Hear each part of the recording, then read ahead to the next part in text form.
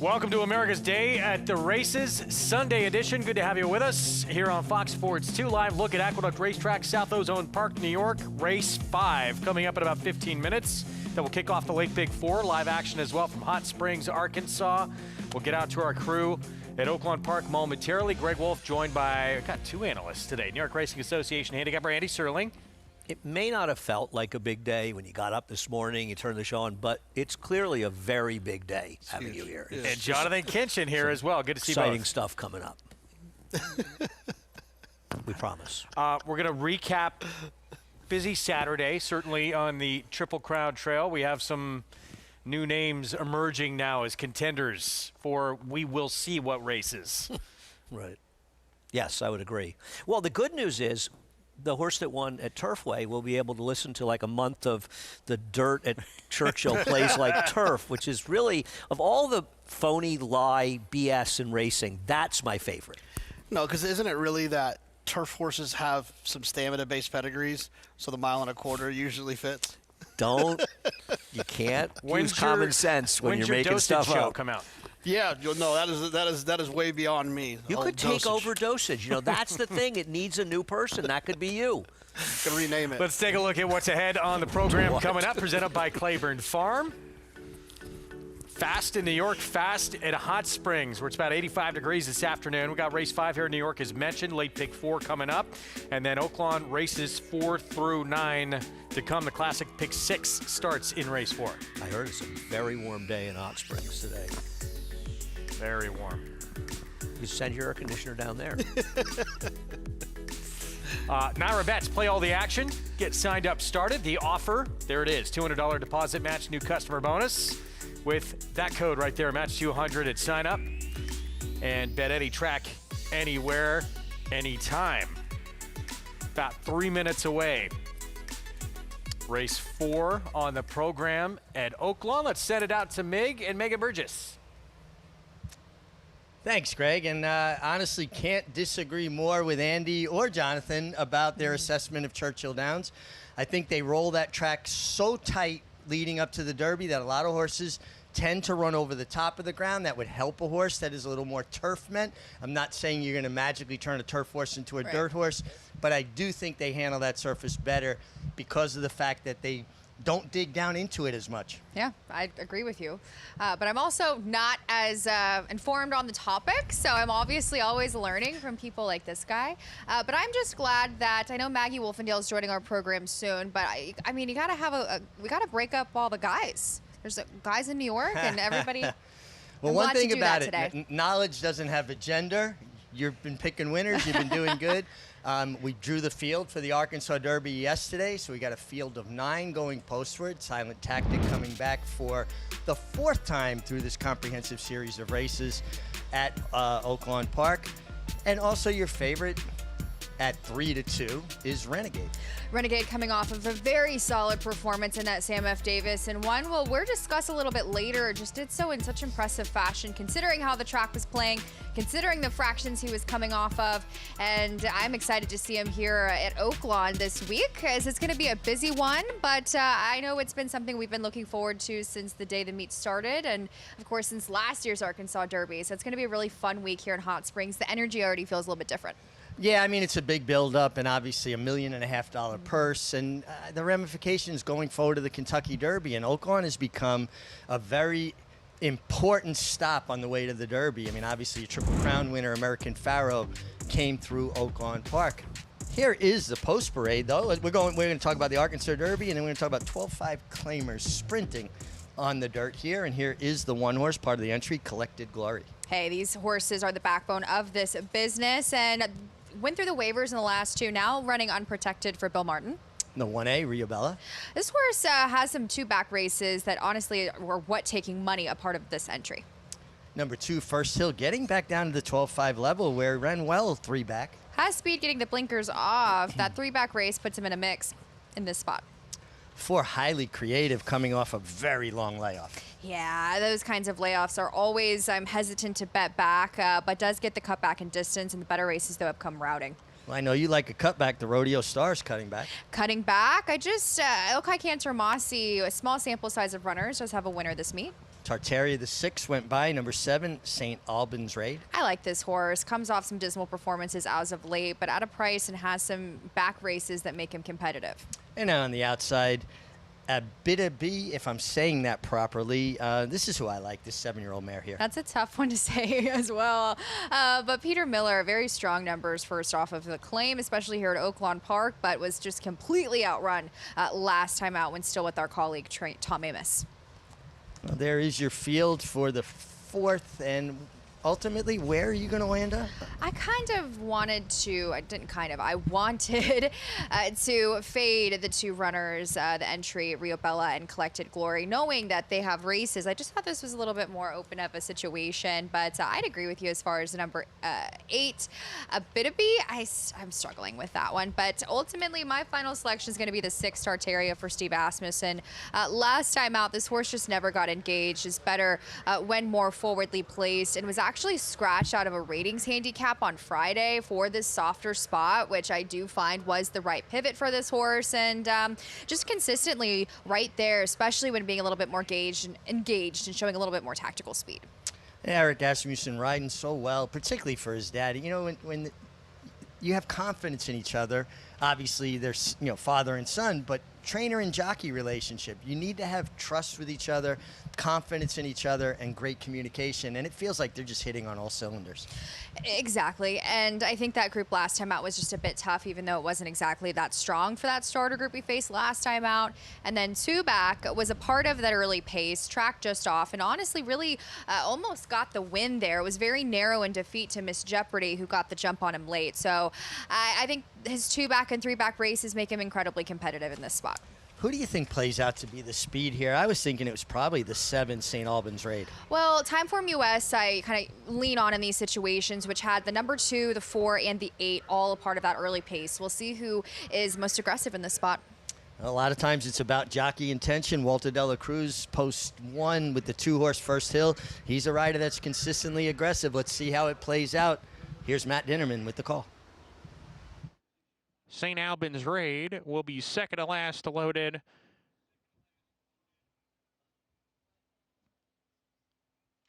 Highly Creative has gone forward. So now we wait on Abitabi. Abitabi goes it. We're ready to go. And they're off. An eventful beginning for all the runners.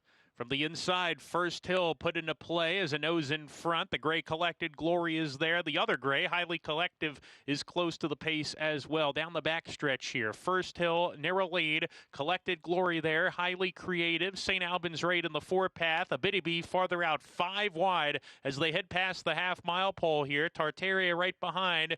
That leading 6 alongside of Rio Bella and Rodeo Stars at the back as they go into the far turn. First Hill about a length in front. Highly Creative shaken up from the second position. Abitabi gets a tap on the shoulder to go, and she makes her way on the second and comes after the front runner with 5/16 to go. Abitabi after First Hill rounding the turn. Highly Creative is giving way between horses. St. Albans Raid in an all-out drive, not picking up the pace. Tartaria into third as they wheel for the judge here. First Hill, Abitabi. They are right together with 1 furlong to go. First Hill inside, Abitabi's outside. Abitabi with a short edge here inside First Hill, determined to win, but Abitabi has too much in the tank for the final 16th. Shakes away late. Abitabi to win it by a length and 3/4 here. First Hill was second, Tartaria third, Rio Bella 4th across the finish. Race 4 goes to Abitabi from the outside, strung along wide throughout the entirety of the turn, Megan, but was just decidedly best today. Yeah, I mean, and considering that trip was best, as you mentioned, just on the chase mode, didn't get to save any ground, with First Hill trying to hold on after being aggressively ridden, as you predicted, by Walter De La Cruz. Nice call, Mig. Well, this filly just got the setup and good effort by the runner-up First Hill. Walter De La Cruz is a rider you can count on. He's consistent, he's aggressive, he puts horses in the game. I've been impressed with him as well, but no doubt about the winner. First time off of that claim by Peter Miller, who's having a tremendous meeting here, winning at a very high percentage, and love that drone shot. Yeah, me too. It really, you can kind of tell right there, this horse was wide. And Peter Miller, as you mentioned, 27%, now 4 for 12, first off the claim the past 5 years right here at Oaklawn Park. Way to start it off here. Race 4. Abitabi gets it done, guys, as we head back to New York. Megan, thank you. 5 minutes away, race 5 here at Aqueduct. This 30,000 claiming race. It is for non-winners of 3 lifetimes, 6 furlong sprint as we look at the 4 to 5 favorite, the 7 here, Carrera. I got to admit, I copped out and picked this horse. I don't love picking these Flavien Prat underlays, but I thought this horse was just dropping and was a more likely winner than the 2 Shady Side, who to me was the second most likeliest winner. I don't know where you went here, Jonathan. Yeah, with the 7 Carrara, excuse me. I just wish that while dropping, there was a little bit faster figures. There's not really a big edge there. That would be the only thing I think that would. But, sometimes, though, they magically just run a little bit faster when they find the horse next to them to be a little slower. And they maybe it's just if they get to control it, they can have things their own way. When their class kicks in, I'm going to try with the 5, Carolina Smoke Show, but I wouldn't try to get beat by the 7 horse dropping. Carolina Smoke Show is getting a nice rider change. Jose Lezcano is dangerous. Just want to quickly mention turf racing, which we hope to start on Memorial Week because of the harsh winter and everything. It's been pushed back, the start of turf racing, to April 16th. Just want to briefly mention that to people. All right, thanks for that update. Can you see the article? Yeah. Post-spray, here we go. And we'll start with another cliche. Yeah, this horse has just completely lost the form over the last couple months, to say the least. Shady Side dropping, blinkers off. Yeah, it takes the blinkers off and the trainer change. Sometimes that can wake him up. Sometimes it doesn't. Speed with Elegant. Yeah, but is dressed up last time by a huge bias in her favor. I don't like her. Off since January 2nd in that gate-to-wire win. One Jonathan mentioned, Carolina Smoke Show, 5-1. My biggest concern with her, and I do think that if she's live, is she's moving up while the horse to beat is moving down. More pace with Truth or Consequence. There's another one moving up, too, but like you mentioned, more pace. This was the speed horse I trusted the least. And 6 to 5 favorite, Flavien Prat riding for Brad Cox, who's 31% at the meet, Carrera. I just, to the end of the day, decided with this, I know, and the 2's dropping as well, but I just thought this was a more likely winner. I didn't want to bet against her, so I picked her on top. I don't want to particularly bet her at that price either, to be honest. All right, let's go back and look at Truth or Consequence. Warming up here under Ruben Silvera. One of several speeds in this 5th race. Yeah, I mean, at the very least, if I don't believe this horse is a contender, I have no idea why this horse is 7-2, and I would say at the very least, this horse might put some pressure on the 3. Yeah, I mean, that race 2 and 3 back, those pace figures were very fast. And drawn outside, they could really put pressure on horses at the inside with speed as well. But it doesn't feel like the type that's going to hold off like a classier closing 7 to me. Even money now on the outside runner. Let's go down to Maggie Wolfendale. It's quite a sunny day here suddenly at the Big A, as almost spring. Feels like it. We'll take a look here at your favorite on the outside. That's number 7, Carrara, as she drops for Brad Cox. Now, actually, I have no previous notes on her, despite having run here 6 times before. But she is a bit of a lighter frame. That kind of comes with the pedigree, though, being a daughter of Street Sense. She's also pretty edgy. You know, she was kind of like a coiled spring, a ball of energy when being saddled. She has expended some of that in the warm-up, but has contained it nicely. Look, she's much the horse to beat. I really don't have many problems with her overall, and because she's sharp, even though she's cutting back in distance here, I do think she'll be tactical enough to not let any early pace setters too far out of her sights, as I, though, am going to side with Shady Side. She's one I've been chasing a little bit, but with this dropping class, I really like the blinkers coming off. She's won 2 races, and both of which were blinkers not on. And off the back of a win, they decided to put them on her. So I don't really understand that. And, you know, when I've seen her with those blinkers on, she's really kind of docile and relaxed and quiet in the paddock today. She was far more on the muscle. She always looks fantastic. I mean, she is a big filly with a lot of substance to her. She's always dappled head to toe. So she always paints a lovely picture, but I like the fact that she was just more aggressive so far in these prelims. She's gotten a nice typical solo warm-up from Kendrick Carmouche and therefore moving well out there. I thought she was against the racetrack 2 back, and I just think this is the level she belongs at. And the last time she was in for this 30 off the break from March to November, she did run a decent second, and that was also before she got LASIK. So I'm taking Shady's side here, Greg. 9-2, there is Shady's side. And those yellow and white silks, Kendrick Carmouche for Carlos Martin. Barn change and equipment change. Blinkers off. Yeah, I don't have a big argument with Shady's side. It'll be interesting. John Kimmel, of course, for people not aware, have been training her, has retired from training, and we wish John the best. My opinion, in the days, there were a time period where John Kimmel was one of the most dangerous trainers on the grounds. I'm glad to see he's ready to enjoy his life like our friend Tom Amis, though I'll do what I can to make him not enjoy his life. Bloodstock advisor now, though. Still going to be involved That in is the game. official title, Bloodstock advisor. John Kimmel. Oh, John. Oh, yeah. Well, he bought Chancellor McPatrick.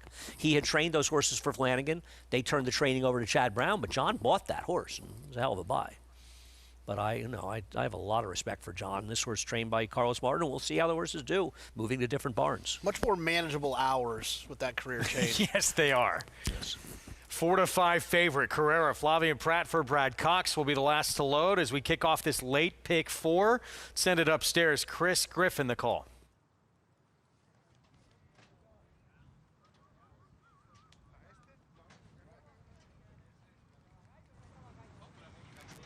Carolina Smoke Show goes in. Truth or Consequence.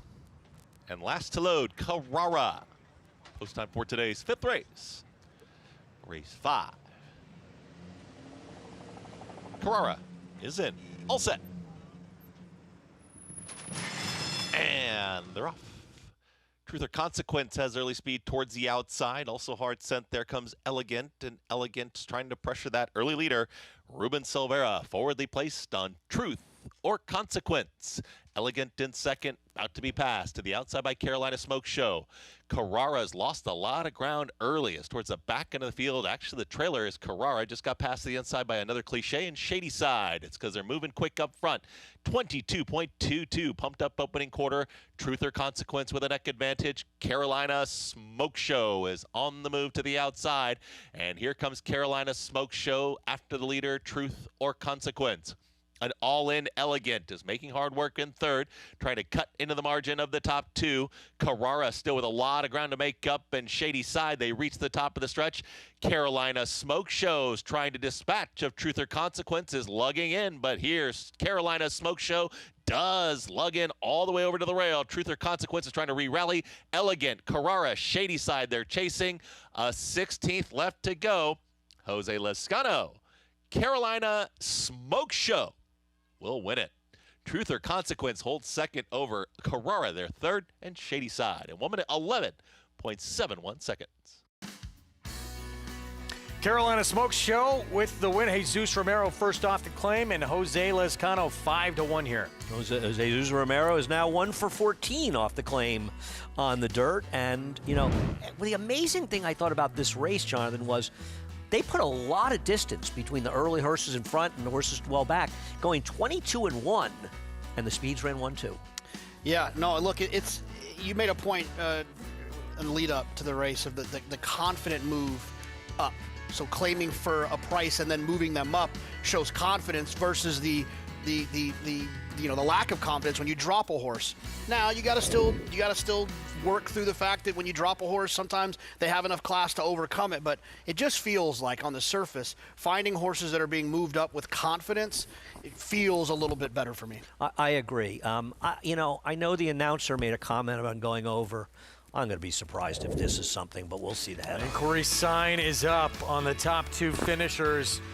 We'll check in with Meg, who was watching from Hot Springs. Yeah, guys, I mean, I feels like this horse definitely crossed over, but the horse that was bothered wound up second. So I don't think you can make the case that the runner-up was ever going to beat the winner. And that's one of the things that they have to take into account. There's no doubt to me that this horse took the runner-up's ground, but the runner-up was going to be second at this point. If that horse had gotten beat for second, I think you could make a case for a disqualification. But even though this horse I do believe was bothered by the winner, I don't think it had any effect on the outcome of the finish. I'm not, to be honest with you, I'm not sure I agree this horse was really bothered. I don't know. Did the rider ever stop riding? He did a little bit there. That's A little bit. I agree with Richie, though. This didn't matter at all. Yeah, it's one of those things because you have to play the what-if game that we'll never know the answer to. Sure, it didn't feel. We watch a lot of races. It did not look or feel like the 6 was going to re-rally and come back. But if the determination is, did this cost the 6 a position, I think we all know the answer, that it's no, but it's hard to prove that because we can't just predict the future. I think it would be ridiculous if this horse came down, to be honest with you. One more look at the pan shot here, and it's about to happen. 5 coming over. You see that minor pull up there, Ruben Silvera. Yeah, I'll say something else, and I'm not saying anybody said anything different. Jose Lozcano, regardless of what happened, should never get fined or get days for this because he was doing everything he could to get this horse, keep this horse off him. He was trying to stop him. He was using the left hand, and this horse was lugging in badly on him. He actually did a pretty good job of keeping the horse straight. Look at him get lean with that right hand. Let's go back to Mig. Yeah, guys, I think that was a great illustration, that ISO shot of just what an effort Jose was making, Andy. A good pickup. I mean, when you see a rider have their, hand broken off of the horse's mane. You see right there, look at how he's pulling with the outside rein, and he's not even on the horse's neck. He's away from the horse's neck, trying to keep him straight. This horse just wanted to lug into the rail, and I think he was doing his best to continue to go forward at the same time and correct him. And if you overcorrect, you're actually slowing down into that horse. It's like changing lanes without accelerating. And look, the horse's head is pointed out. He's going to pull his crop through to the left hand right there. Now he's going to turn her head out again right there. You see how much he's really struggling with this horse. This was absolutely all what the horse wanted to do, and the rider was doing his best to correct it. I don't think this warrants a disqualification. I don't think there's any doubt that horse did lug in and take that horse's ground, but I don't think it had any effect on the outcome whatsoever. And as it's happening, guys, I mean, she was blowing by the 6 as it happened. I believe this would be a horrible disqualification. Not a bad one, a horrible one. I have no problem looking at it. I see what Richie's saying, and I think Richie feels the same way as I do, and they should be looking at it. There's no question about it. People will bet the 6 were right, but in no way did this affect the order of finish, especially with the 6 running second. In no way. No, I agree. I don't believe that it did either. The gray area of did it affect the order of finish makes these tricky sometimes. It just makes it tricky because we don't really know. I agree with you. On the surface, that was the best horse. The bettors certainly shouldn't be punished for it.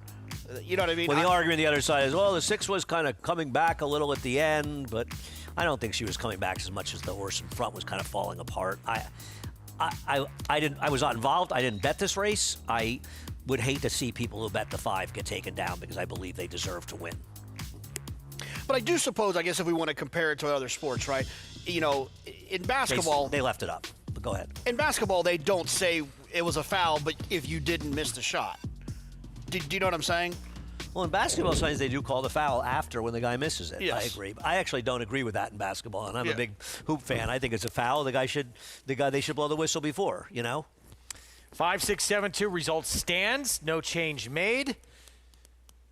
And 5-1 on your winner, Carolina Smoke Show. So Jesus Romero Lezcano, and Romero owns this one as well. Philly by Audible gets the 3rd win of her career. We're going to take a timeout. When we come back, we'll look back to the Derby Trail and a battle down the stretch in the Louisiana Derby. Second-time starter, emerging market. What will be next after this win?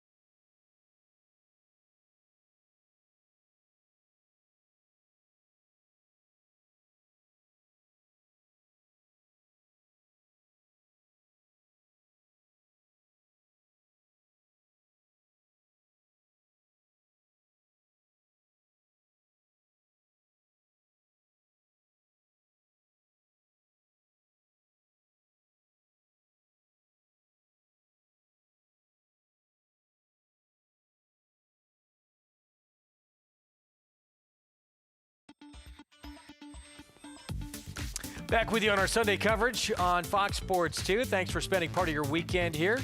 Play all the action at Naira Bets. Bet any track, anywhere, anytime. Surviving the inquiry and objection, Carolina Smoke Show. We all agreed. Right call made. And picture time now for this 4-year-old filly. As a bettor, it really pains me to see if I believe a bettor was unfairly punished, and I don't think anybody would have bet. I understand if you bet the 6 or you own the 6 or whatever, you feel like, well, I would have been happy if it went up, but I don't think he deserved to come up, you know? Yes, we've all bet horses that ran second because a horse got fouled and finished third, and they took the winner down, and we got lucky. That doesn't mean that a horse that doesn't deserve to win should get the money, and the right horse, the best horse won. Now, just in general, if the 6 re-rallies and loses by a head, do you feel different about the outcome? Absolutely. Well, no. If the 6 re-rallied and lost by a head, they would have taken the 5 down. And I think we'd all been saying up here, this is a no-brainer. This horse comes down. Okay. Yeah, for sure. Race 6. 6 furlongs. New York bred entry-level allowance coming up. Unbroken chain, even money. Pratt for Eddie Barker. And has had quite a few tries at this condition. Yeah, I liked Unbroken Chain, and not just because he's named after a Grateful Dead song. He's had some massive excuses. But when they scratched Fireball, and who would have been under even money in here, I lost all interest in betting. Your thoughts? Where are you going to wind up? I thought I was a little interested in the 2, Liberty Rising, just from a speed standpoint. The figures aren't too far off. Has some nice speed on the inside. I like that one a little. I also think the rail wasn't the best place to be last time, and this horse was right on the rail, so I agree. He's live. You guys didn't want the winner? Who's the winner? Tiote? Yeah, We're going to leave him for you. I tell you what, he did run well last time. We're going to look back. We talked about going to break. Some new faces now that have emerged on this 3-year-old scene. We thought that might be the case in the Louisiana Derby, and certainly emerging market stepping up. His career start number 2 with the win. But how about the runner-up as well, Pavlovian? Runner-up ran an incredible race, and arguably the best race when you consider how quick the pace was and how much the pace fell apart. Now, Emerging Market wasn't that far off of it, and for a second-time starter to run this well, going 1 mile and 3/16, shows how talented he is. Turned out to be a pretty nice race, and I even think Cherie's horse that ran third actually really moved forward. That says a lot about how good Emerging Market can be, I think. The fact that it's a second career start going 1 mile and 3/16. Not a second career start going 1 mile and an 1/8 or 1 mile and a 16th. I mean, this was a real performance. It's a big ask. Absolutely. And I think a lot of people will start to kind of ask, and they'll be talking about, well, what's next for this horse? Derby, not Derby, take the same route as early voting. The difference to me is early voting was second in the Wood Memorial. This horse just won one of the biggest preps we have leading up to the Kentucky Derby. I think you have to keep the door open. Well, one of the other reasons that early voting didn't run the Derby is specifically it was a race that was completely loaded with speed, and he never would have had a chance in a race like this. Emerging Market is a different kind of horse.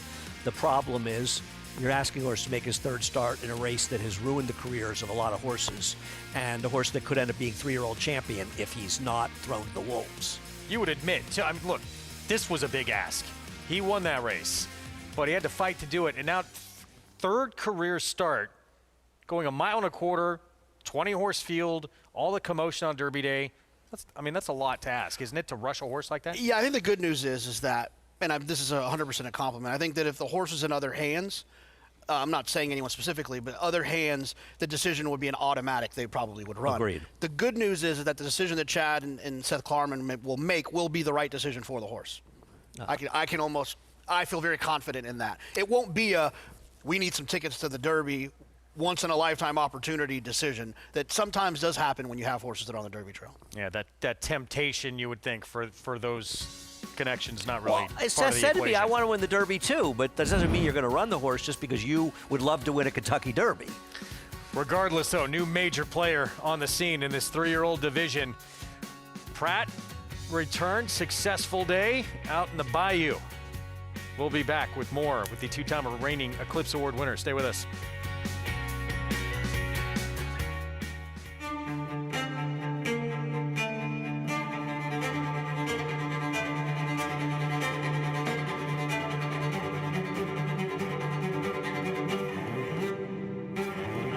$1,600,000 bid now, $1,600,000 bid now, $1,600,000 bid now, $600,000 bid now, 650, $1,650,000, $1,650,000, not anybody else won. $650,000, not a minute, $1,650,000, not a half.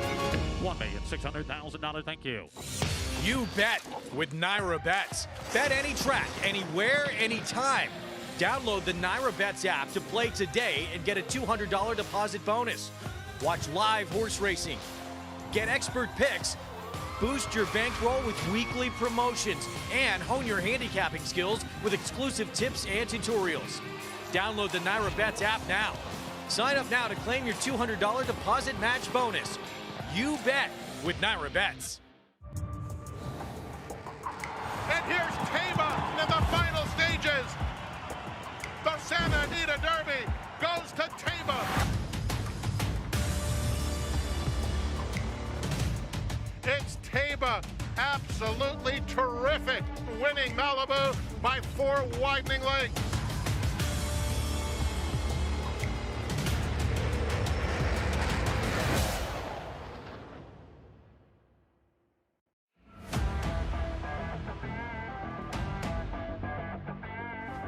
She's so spicy. She won it by 4 lengths on the wire.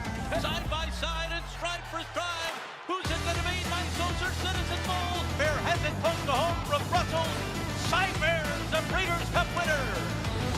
And Skippy's got it won. It's an upset in Pegasus 10.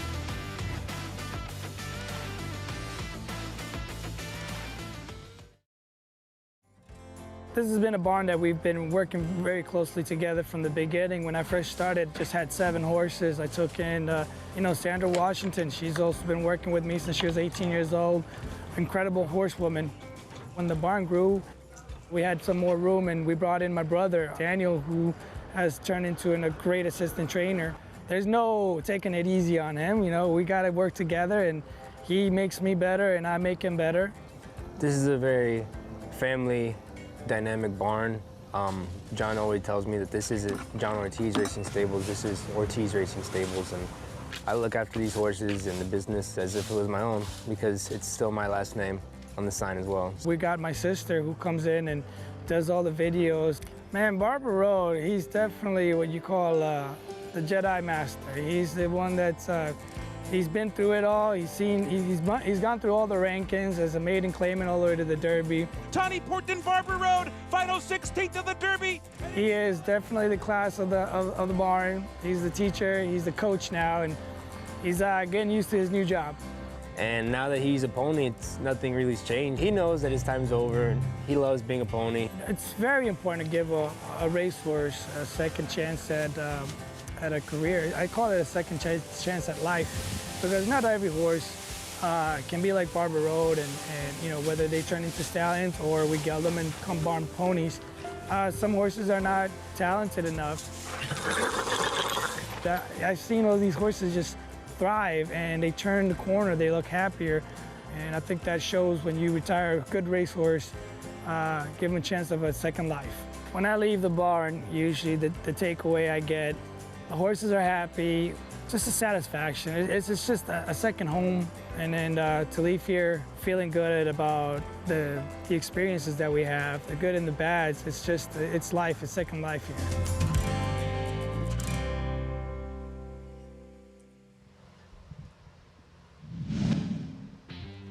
Well, just a really cool story with Barber Road, and last year's fantasy winner here, Quiet Side, recently announced that she's retired. She will go on to her second career as a broodmare. She will after that performance in the Azeri, but as we take a look at her crowning achievement was winning the Grade 2 Fantasy last year en route to the Kentucky Oaks, an impressive victory at that, and just did a tremendous job with this filly, and one that I've always kind of had a soft spot for.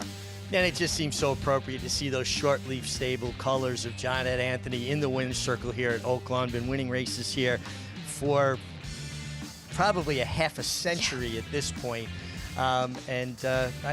Horses like to have a second career getting back to Barber Road. They like to have a job. They get bored, a lot of horses. I've seen more horses that you think you're doing the right thing by them when you turn them out in a big field, and then they walk around aimlessly because they're not sure what to do with themselves. They want to have a purpose. Seems the picture of that is Barbara Rowe can be a bit ornery. He likes to be a little naughty as he was in his racing career, but has that job now. Meg, I thought this was a very competitive group. I wasn't so sure as the money that the 4 is taking, considering there's so many others in this field that are dropping down for the tag for the first time. You know, I agree with you, and I understand what you're saying, because she's already been beaten at the maiden 30 level, but that was going a mile, and I kind of like the turn back for her. I thought that's maybe why she's getting the support she has. The other one I liked in here was the 6, Lovely Words. Who I do. I think that turn back angle is key, and one that I love to use often is there are many horses in here also turning back and distance, but I actually landed on the number 7, She's Honed In, which I think has some speed, comes off a pretty solid layoff, but working really nicely here over the dirt, which will be the first time this filly has run on the dirt, as she had those 2 prior turf efforts. And if you go back to the pedigree, the second dam was a Group 2 winner in New Zealand for Bobby Frankel, or was trained by Bobby Frankel in the States, but before that was a stakes quality turf sprinter, but on top, dialed in, is just so much more effective on dirt. So I took a shot with the 7, but this is a tough one. And does come in with a sharp gate work. You know, obviously they work on the dirt, and I have no turf here at Oaklawn. Right. So that's got to be a bit encouraging. For sure. I actually got to see it and liked what I saw, especially horses getting over this kind of, I believe, kind of a unique surface here at Oaklawn. You know, it's a pretty warm day here, kind of breezy. Track looks a little bit drier and cuppier, kind of identifying where they're winning from. But here comes race 5 with Matt Dinneman with the call. Honed In will be the last one to step into the gate. She's Honed In outside post. We kick off the late pick 5 here. She's Honed In. Up to the gate goes it. We're ready to go.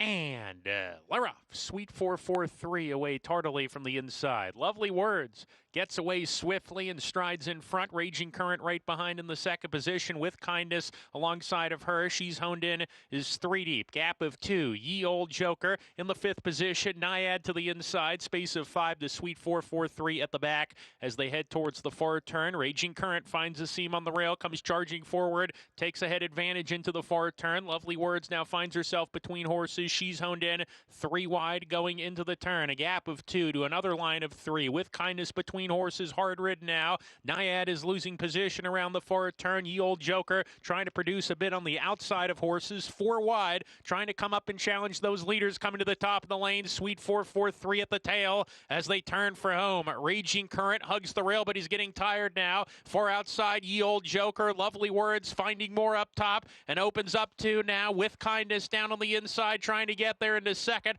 Lovely Words with Kindness diving after her. Ye Old Joker on the far outside, 16th to go now. Lovely Words still in front. Lovely Words coming to the lines, got it. Lovely Words with a good effort today. With Kindness second, Ye Old Joker third, Raging Current 4th across the finish. And it was number 6, Lovely Words, getting it done at 3-1 here. Very confident ride and dropping back for a tag. Last time this horse was in was for a tag was 50 at Churchill. 2 maiden allowances. She got the right group today, Megan. Feature angle, as we just saw, that great feature on her trainer, John Ortiz. And honestly, there was a point in the stretch where I thought any horse could come run her down. It seemed as if she was getting a little weary late, but she was best at the end of the day. And as you mentioned, got an aggressive ride, was on near that pace. And your favorite with Kindness was, in behind horses, but had her opportunity, just couldn't gain on the winner. Lovely Words gets it done. Feature angle continues with a high percentage as we send it back to the guys in New York. All right, Meg, thanks. We're getting set for our post parade here in race 6. 6 furlong sprint in this New York bred entry-level allowance. About to be riders up here as we look at Flavian Pratt getting a leg up for the Eddie Barker barn. Yeah, I mean, just to get into it, obviously it's Flavian, so you're going to be over bet. This horse last time out was wide against the track when the inside was very good. The time before that got involved in the pace that fell apart on that snowy day where we canceled the race later. I think Unbroken Chain's been running very well and made a lot of sense, but was going to be a clear-cut second choice to Fireball. And when that horse came out, you lost any potential value, and now it's just a super obvious horse at a super short price. I'm interested to see what Flavien decides to do from the inside with a horse that in some races has had some speed, but there's other speed to the outside. So, you know, Flavien's never been one that doesn't typically get his position moving forward and then let others go, and then you end up in a good spot. But your horse is supposed to be in front, this too, along with your horse, Tiote. Yeah, but I mean, this horse, if he wanted to be, probably could. He's got turf sprint speed, but he doesn't really use it all the time. I think Flavien, like Jonathan said, will probably try to leave. I just wonder if the others will be faster. If they aren't, he'll have the lead. Liberty Rising, a dominant win 2-back. Yeah, in this race last time, the pace pickers were very fast. If he wants the lead, he can get it as well. Third off the bench for Don Luis, who won first off the bench to break his maiden. Yeah, I just thought he was just a little too slow to win here, thus the longest shot on the board. Ricardo Santana Jr., long layoff for Kenny B. Yeah, if he can find that race from last June, he could win.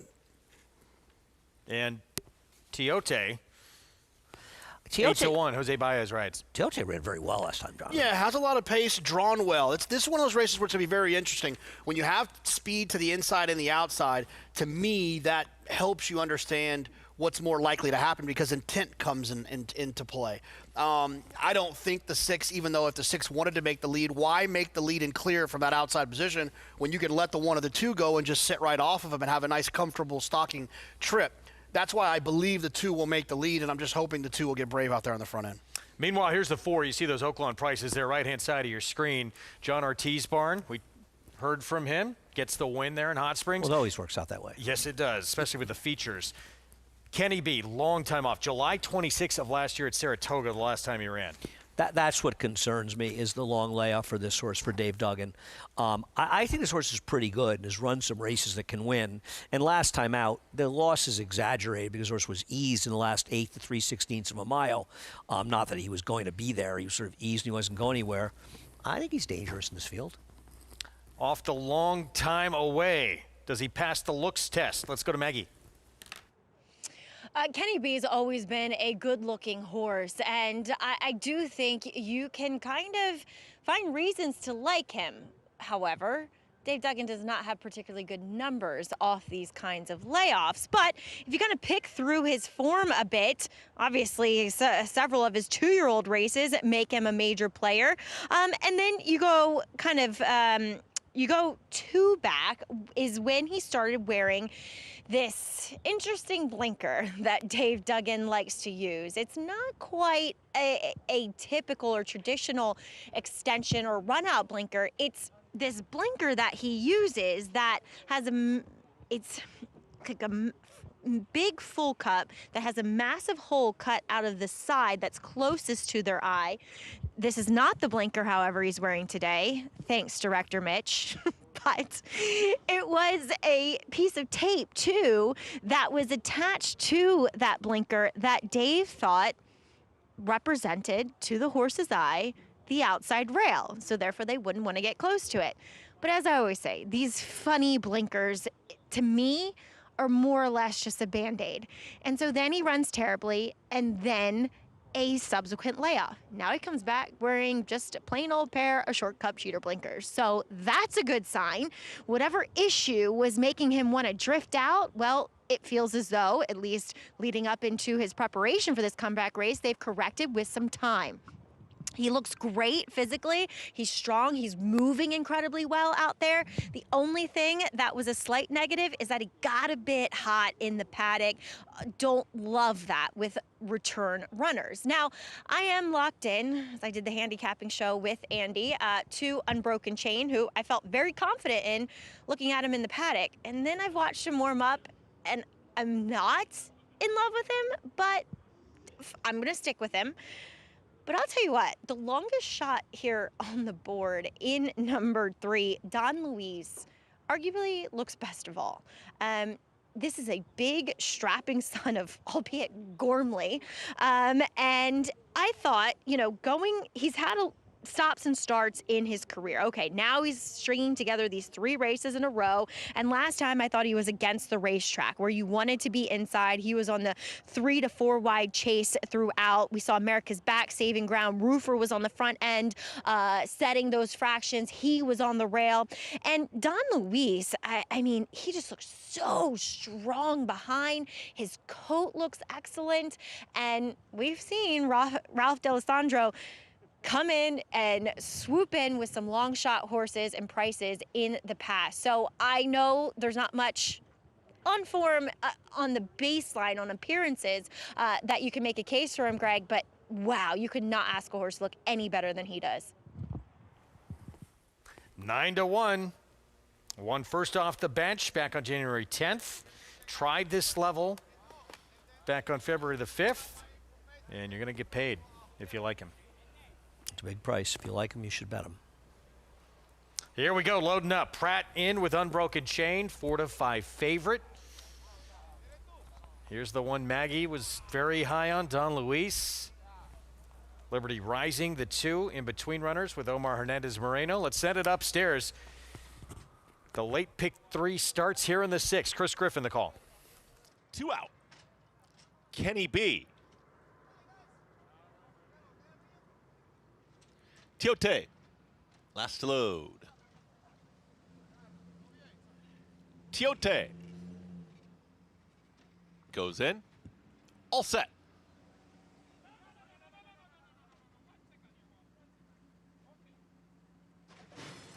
And they're off. Tiote breaks sharply, so does Kenny B towards the outside. At the rail, Liberty Rising is now confronted by Unbroken Chain, who holds that rail position, but plenty of heat on as Unbroken Chain with a head in front.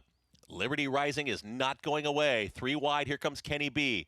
4 wide, Tiote. The one that settles at the back is Jamie Rodriguez and Don Luis. Maybe the place to be with less than 4 furlongs to go.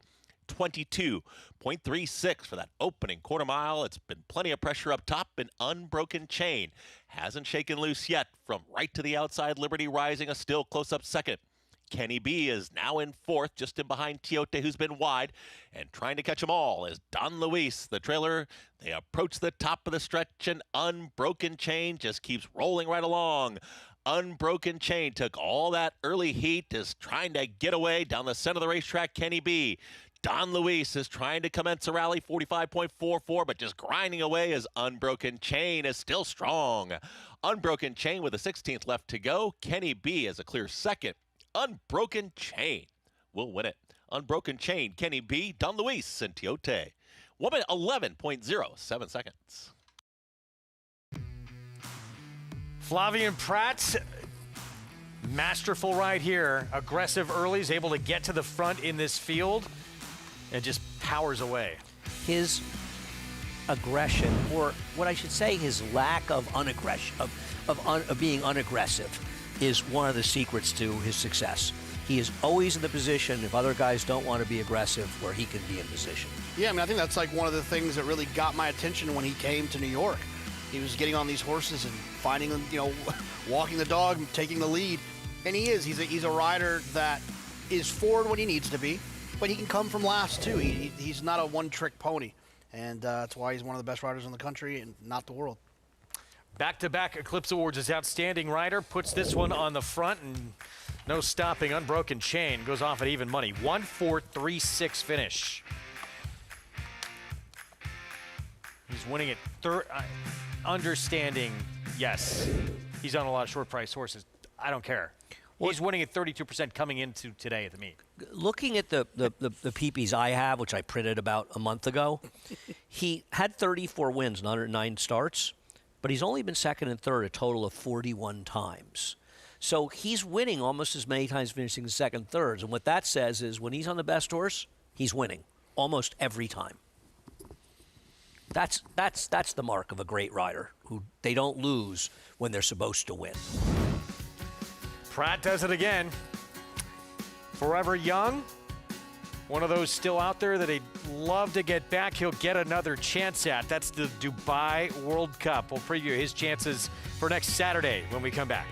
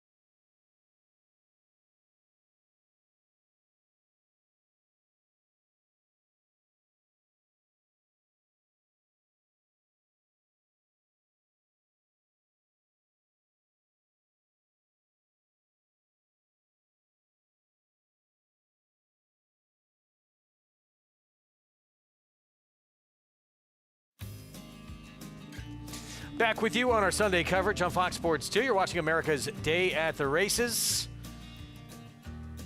with plenty more coming up from both here in New York and Hot Springs. Race 6 goes to Unbroken Chain at Even Money. Flavian Pratt, Eddie Barker. Winter Circle lead-in brought to you by Fasig-Tipton Digital, North America's #1 digital platform for thoroughbreds. Learn more about our auction schedule at digital.fasig-tipton.com. Let's get digital. At this point, Pratt says goodbye. Yeah, I mean, he took advantage from that inside draw. No one else wanted to go. He was aggressive. He stayed there. You get to play the geometry game, save ground on the turn, and was never really in doubt. So Unbroken Chain, 3rd career win in 15 tries. And it's amazing what happens when you put this man aboard. You know, it's also the idea of not being afraid to lose. I think we were talking a bit about this yesterday. You know, he's not afraid to lose.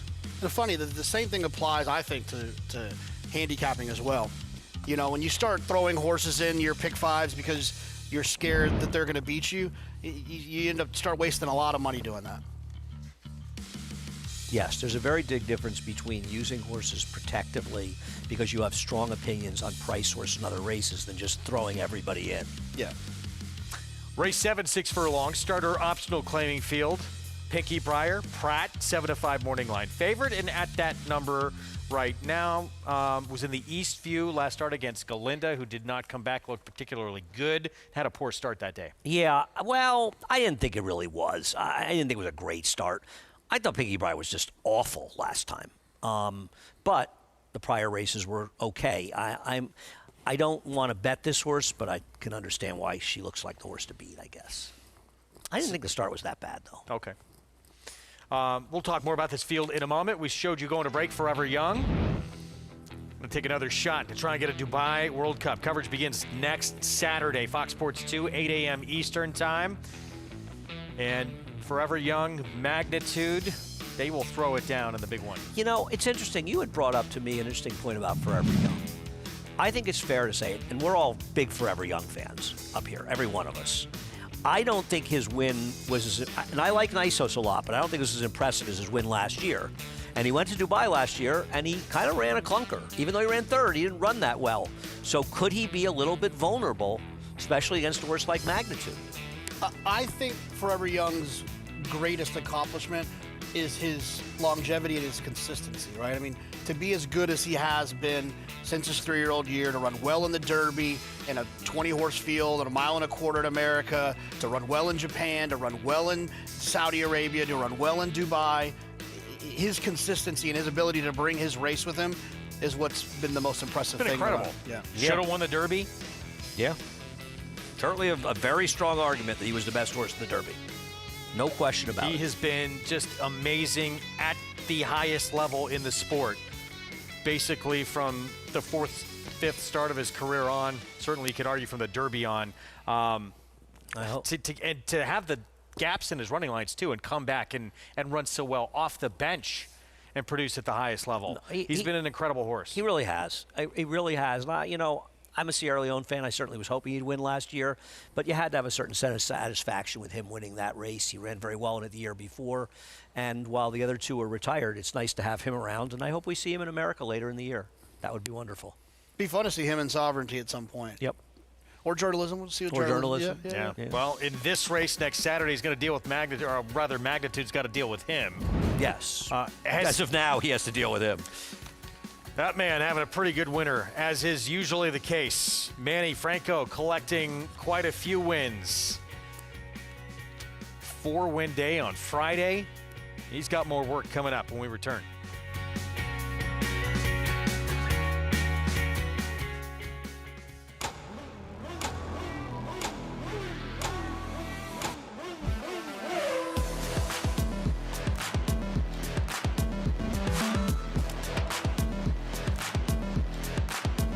Prince of Monaco's too good for Moose, an impressive winner of the Best Pal.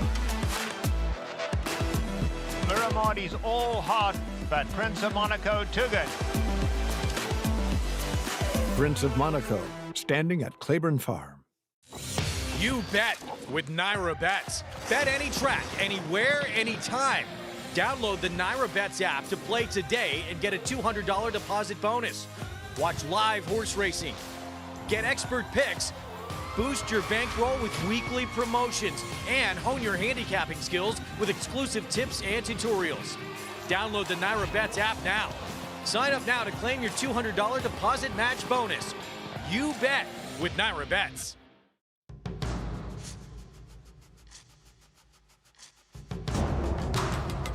Seize the Gray wins convincingly.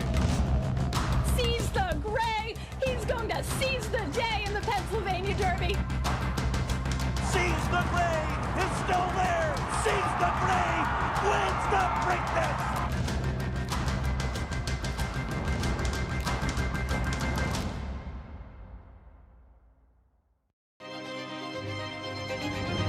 Spine-tingling. Jaw-dropping. Awe-inspiring. Secretariat-like.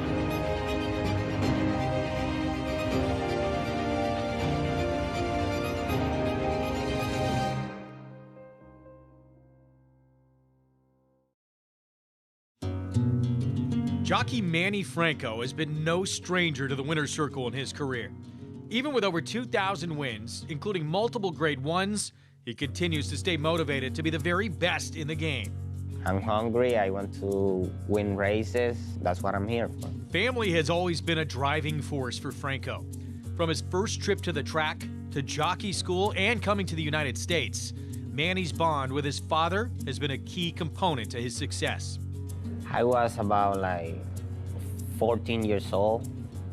My dad took me to the track every Sunday in Puerto Rico. Saw those animals running, and I just fall in love with the sport. Throughout his career, Franco has found support from fellow Puerto Rican riders Arad and Jose Ortiz, as well as Hall of Famer John Velasquez.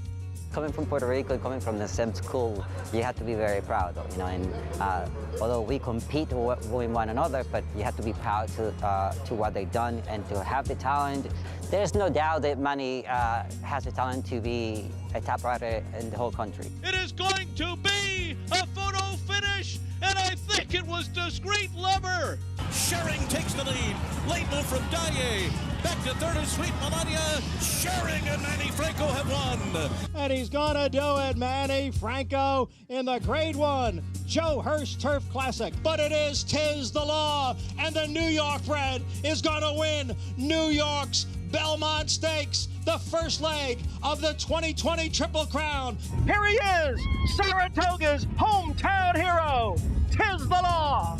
With all his accolades, Manny is still missing that one win all jockeys want the most.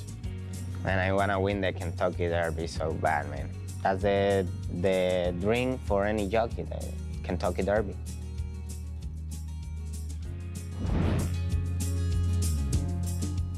Another incredible year for Manny in 2025, 214 wins, 7th nationally in earnings with over 19.5 million.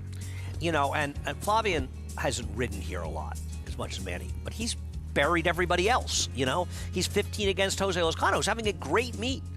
Jamie Rodriguez having a great meet. And he's absolutely destroyed those guys. I mean, he is just, he's mopping up. He's riding great. He doesn't even ride that much for Linda. And he's a great example. Winning a lot of races. And he's a great example of his peers. And, you know, obviously he's Puerto Rican. He's close with the Ortiz brothers. To chase going down to Florida every year, he made the decision to stay here and establish his business in New York, and he's seeing the reward for that. He also has the best crossover in the jockey's room. He'll be on this one, Tenacious Child, coming off a maiden win for George Weaver last start. With more, let's go to Maggie. Yeah, Manny is so athletic, so strong, but more importantly, just a great person who is one of those guys, you know, he's gonna go out there and get the job done for you and ride the horse to the best of his ability. And a true family man, really loves his daughter Valentina as well, as he'll be aboard the horse facing winners for the first time in number 7, Tenacious Child. And George Weaver has pretty good stats. Broke maiden last time out, moves to an allowance on the dirt. He's 4 for 15, 220 ROI. And Tenacious Child, however, broker maiden for maiden 40, was totally aided by the racetrack and was just a world better than the horses she was facing that day. So, you know, steps kind of back up here in class off that maiden claimer victory. There's a lot of reasons for me not to like her, but the problem is I do like what I'm seeing from her here in the paddock, as she's quite a stout individual. She's, you know, very quarter horse-like in the way that she's put together, but an excellent disposition here in the paddock, just calm, cool, and collected, and just looks strong. And in the face of some of these other horses in here, she's one of the better looking of this crew. So we'll see how she does stepping up here. As we'll move on to number 5, Sparkling Mama. She's one that got embroiled in a very fast pace last time out, and to her credit, she kind of hung in there okay that day behind a Hopi. But Sparkling Mama, if you go back to her last 2 fast track efforts, albeit they were going longer and she was able to dictate things, so maybe not the 6 furlongs is ideal, and you can kind of see that with her physically. She is quite a bigger sort, long rangy frame to her. So like I said, not in love with the turn back and distance. What kind of dynamics does she get able to pull here? But the fact of the matter is, when it comes down to it, she looks as though she's thriving here for trainer Dominic Scatino, and maybe she can find herself back in better form, back on a fast racetrack, as we head out to Oaklawn with Richie and Meg. Thanks, Maggie. Yeah, we're had horses on the track for race 6 here, Megan, and they're kind of a hard-hitting group of horses for 16,000 sprinting on the dirt. Yeah, I thought this was kind of a race that ran through your current 3-2 favorite, but also kind of tough at the same time. Start out with a price here. Sir Sterling on the inside. Needs to utilize that speed from the inside draw and has not as of late. Got Thunder taking a drop in class. Thought he had a look. I thought he had a look too. Gets the blinkers off. We'll see if he continues those closing game, or if he actually shows more speed. 3, Cyrus Sherman, also dropping in class and turning back in distance. A 2-back effort puts him as a win contender in here. The 4 is Plausible Denial, taking money. Taking money, and just always shows up with the run as of late for Greg Compton. The New York bred, I'm Wide Awake. Doesn't he look like he's loose and lonely on the lead here? I mean, he, given his form, he's even strong, but the pace makes him all the more a threat. Big price with the 6, Healing Waters. Timeform US has this horse showing some speed to challenge your favorite. And then on the outside, number 7, Go West. Gonna have to put together some faster races than his last couple. He still wasn't able to get it done 3 back at Will Rogers Downs against $7,500 claimers. And where did you wind up here? I went for the chalk, and unfortunately, I do like to get creative, but at the same time, as you mentioned, that pace I think is going to be so key for this horse. Christian Torres will be aboard, as Tyler Bacon has been off of his mounts this weekend. He's recovering from just bit in the morning that his agent Brian Asman had mentioned that he will be off. Hopefully we'll see him back next week, but I think an aggressive ride, he's the clear speed to me. But Timeform US, as I mentioned, has the 6 maybe up there with him, but has the recent form and the pace advantage. I feel like the 5, I'm Wide Awake, is very loose here. I'm a big fan of this horse. I love that he's a New York bred. He spent part of the summer with us in Saratoga last year. Yep. Had a nice win under Hall of Famer Johnny Velasquez. And, you know, riders can get injured, obviously. It's a tough, dangerous job. But, you know, exercise riders in the morning, just like jockeys working in the morning. And then obviously jockeys have a little more exposure in the afternoon. So he was hurt during the morning training hours. Thankfully, it's not too serious, and we'll see him back before too long. I don't think they beat I'm Wide Awake. I'm using 2 horses with him in my exactas. This is how I'm going to play it. I key boxed I'm Wide Awake with the 2, Got Thunder, and the 3, Sarah Shaman.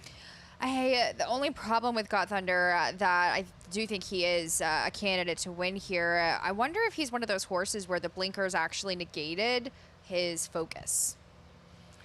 Well, now they're taking the blinkers off, and he is dropping in class. I did like the way he looked on the racetrack, Megan. He really kind of framed up beautifully. He did, and Sarah Shaman, the number 3 for Lane Johnston, looking to get that first win of the meet. And almost did with this horse, 2-back, but... Excuse me, 2-back was claimed from Brad Cox, where this horse was a near miss, and he was aggressive on the front end. That really worked for this horse, so I'd imagine Joseph Belmere will be so as well, but does get the blinkers off today. And Joey Belmere, I feel like he's starting to ride really well. He already has a win on the card today. He won the 3rd race for True Passion. They are loading up. Matt Dinneman with the call of race 6 here from Oaklawn Park. Here is Shaman, post 3. Healing Waters about to come up. Then to the outside post, Go West. We're ready to go.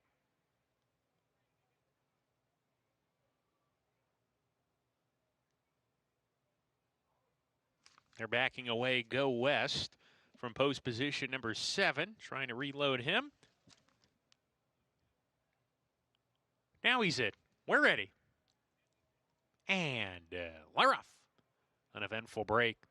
Sir Sterling put into play early on. Sarah Shaman alongside. Sir Sterling striding in front here. Moving forward between them, I'm Wide Awake. Sir Sterling narrow lead. I'm Wide Awake right there to the outside, matching him. Sarah Shaman behind in 3rd. Go West to the outside. Then a line of 3 at the back here. Plausible Denial, who's going to ease off pace setters here. He's at the back clearly. Got Thunder pretty much alongside of him. Healing Waters into the 5th spot he goes as they go into the far turn. I'm Wide Awake sparring with Sir Sterling rounding the turn, and here comes Go West making an early bid 3 wide with 5/16 to go. Sir Sterling has lost the lead to I'm Wide Awake. Go West in the 3 path right there battling as they hit the quarter pole. These 3 across the track. I'm Wide Awake has the edge here. Sir Sterling on the inside back in 2nd. Go West far outside. Plausible Denial trying to pick him up. 1 furlong to go. Go West in front. Between horses, I'm Wide Awake is trying to stick around. He is. Far outside is Plausible Denial. Sir Sterling down on the rail. Plausible Denial going to the lead with 100 yards to go. Plausible Denial, Ramon Vasquez with a hat trick.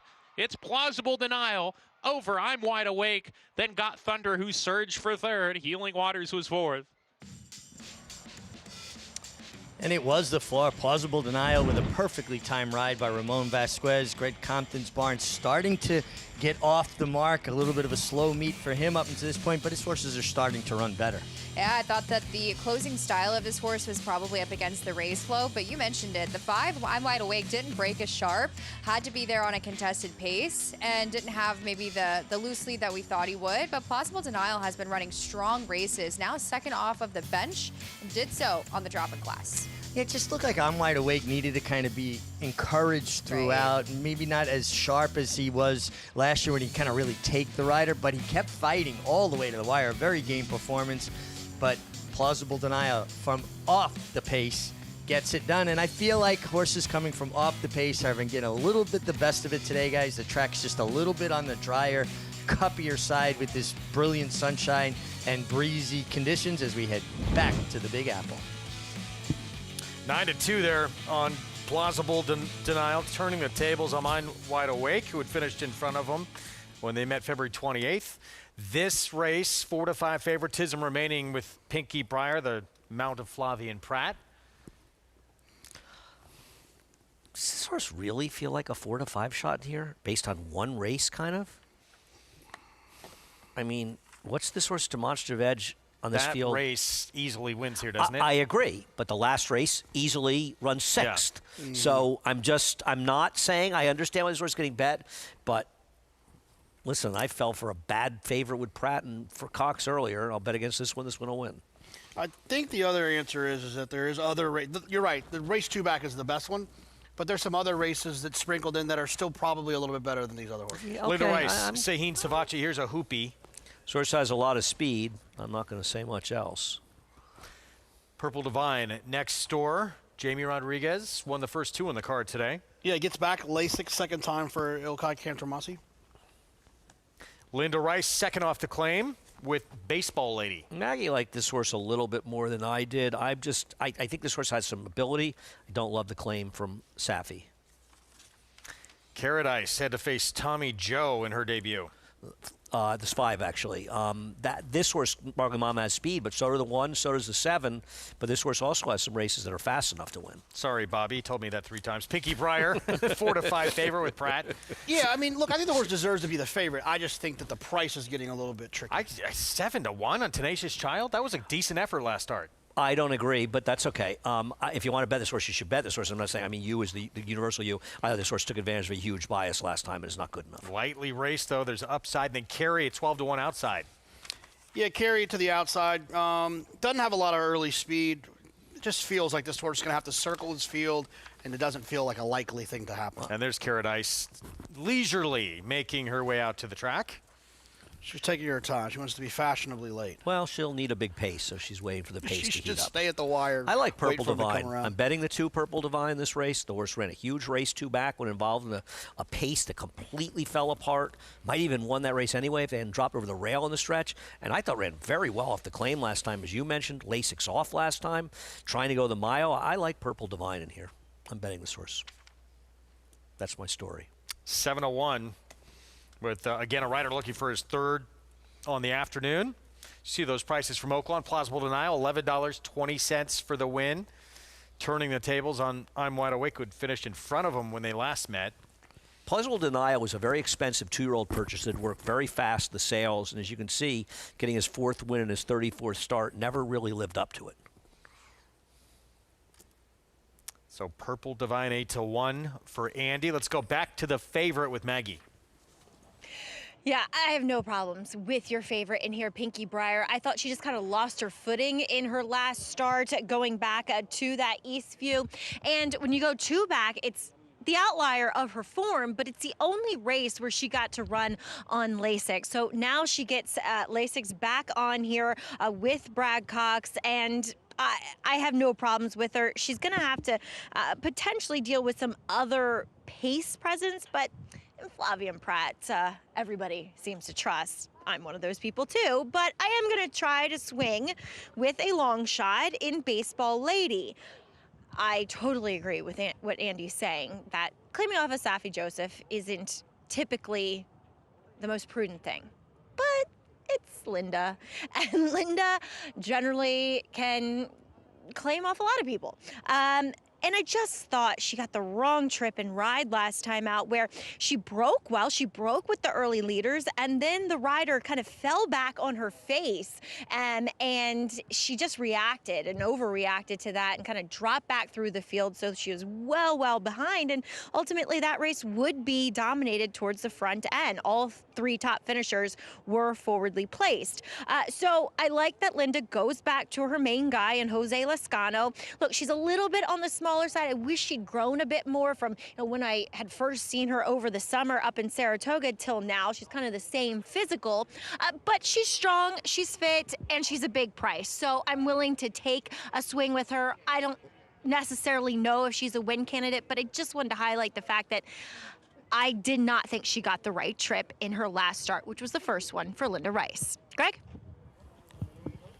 See what happens here. I like that, Maggie. Well done. Take a swing with Baseball Lady. 14-1. I have no idea why the 6 is 3-5 in this race. I'm not going to be surprised when she wins. I picked her second, but I don't see anything about her. You know part of the reason. No, I understand it's Pratt, but there's a. I don't like the 7, but you know, at face value, the 7's last race was fast. Sparkling Mama, 2 and 3 back, fast enough to win here. Even Baseball Lady, the horse Maggie likes, 2 back, fast enough. My horse ran well last time. I'm not saying the 6 can't win, but to me, in this field, there's way too many horses that have the talent to win this race for this horse to be anything less than 6 or 7-5 here. It's just what I think, right or wrong. But that man right there, you're really going to get the price you deserve you're right. with the one he's on, because he's that good. He is good, but this is horse racing. It's still horse racing. And, I mean, last race, Unbroken Chain, that horse was even money in a 5-horse field where he was the horse to beat. I'm not 100% convinced this horse is dramatically the horse to beat. I think she is the horse to beat, but I don't think it's that dramatic personally. But too, we talk about it, JK, a lot with him, with Pratt, because he does get overbet so much. On the other hand, it provides opportunities for bettors when you think his horses are getting overbet. Yeah, absolutely. If you have the stones to try to go against him, there's an opportunity there because he's taking a lot of money. It's the same thing that happens in the summer, I think, with Todd Pletcher and Chad Brown with these first-time starters who take a lot of money. If you happen to want to be against one or you like something else, you're only helping your price by the other horses being overbet. So there's Pratt looking to go back-to-back 3-5 favoritism on Pinky Briar for trainer Brad Cox. We're set for race 7. Let's send it upstairs to Chris Griffin.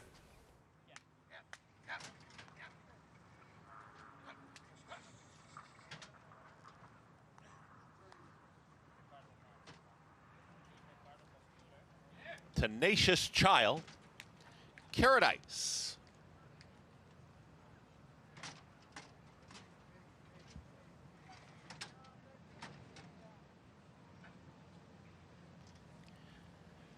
Carey, last to load. Goes in. All set.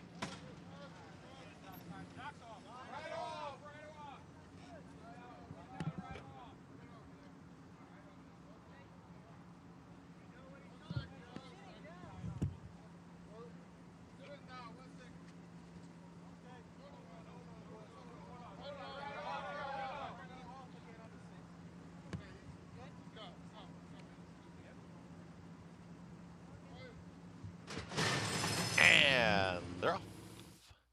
Tenacious Child is Astra Speed towards the outside. Also there's Baseball Lady now with a head advantage. Baseball Ladies in front. Towards the outside, that's Tenacious Child, who's a close-up second. In between horses, there comes Sparkling Mama. Tightly at the rail, Uhupi. Doesn't want to be in behind horses. Rushes up now, takes third. Back there in fifth. It's going to be a 3-wide run here for Pinky Briar. Another 2. Back to Purple Divine. Towards the back end of the field, it's Carey. And far, far back, Paradise, the lone trailer, 22.36. A quick opening quarter mile. Baseball Lady with a head advantage, but here comes company. Tenacious Child, 3 wide, ranging up, and here comes Pinky Briar to join them too. Also moving forward, that's Purple Divine. Purple Divine is right in behind horses as they approach a quarter mile left to go. At the rail, backing out of it, Baseball Lady, Tenacious Child, and Pinky Briar is now sprinted to the front. Pinky Briar is trying to open up and doing just that with every single stride. Purple Divine, the only one making up some ground right now inside the final furlong. This is going to be a stylish victory, drawing away easily. Pinky Briar at 3-5 just dominates here. Pinky Briar will win it. Purple Divine going to be a 3-horse photo for third. In between horses, Sparkling Mama, the oncoming Carey, and Tenacious Child, and 1 minute 11.03 seconds. Pratt back-to-back in this one, easier than the last. Pinky Briar for Brad Cox will get her picture taken and then move to another barn. And I was wrong. She won like 3-5 was the right price. Yeah, that's a good opportunity to remind people that just because Pinky Briar won at 3-5 does not mean that if you didn't like her, that she was a good bet and you missed it. You have to play against horses like this you don't like. Now, if you love the horse, you singled and all these things, good for you. You were right. You just can't become too result-oriented in situations like this. Yeah, I mean, I bet the 2, and I would bet her again if they ran it again. But the 6 did win like a 3-5, But I agree. I got no problem betting against her. But look, we knew going in. She was the horse to beat. Not just the horse to beat. If she ran back to the race two starts ago, no one had a chance. I agree, but I don't want to take 3-5 hoping she'd run back to that race, but you're right. She did. But I think that... That's absolutely right. But that was a wet track, too, right? No, I'm wrong. You're dealing with some big ifs. If she runs back to the race 2 back, she does what she just did, and that's what happened. The other if is, if she ran back to her race last time, it would have been the biggest value of the day trying to play against her at 3-5. Agreed. 6-2-8-5. 3-5. Pinky Briar. Pratt goes back-to-back. 111 flat and easy as could be in race 7. We're going to take a timeout. We'll look back to the Essex handicap from yesterday. 7-year-old Skippy Longstocking, 12th career graded stakes win, and he's like a fine wine, just getting better with age. We'll take a look back next.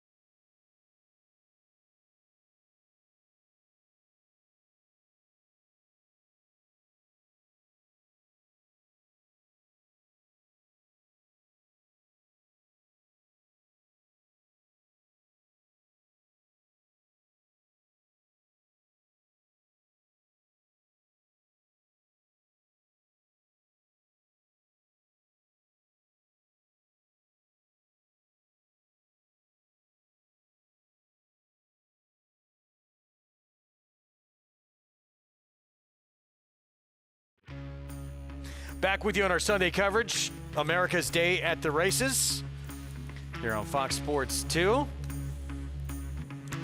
As we get set for race 8, 7th at Aqueduct, that man ruling the roost here. Two-time back-to-back Eclipse Award-winning rider, Flavien Prat. He goes back-to-back on this Sunday card. He does. He was 3 to 5 here, and it's those people who are downstairs betting jockeys blindly are doing all right these last couple races. This was no contest.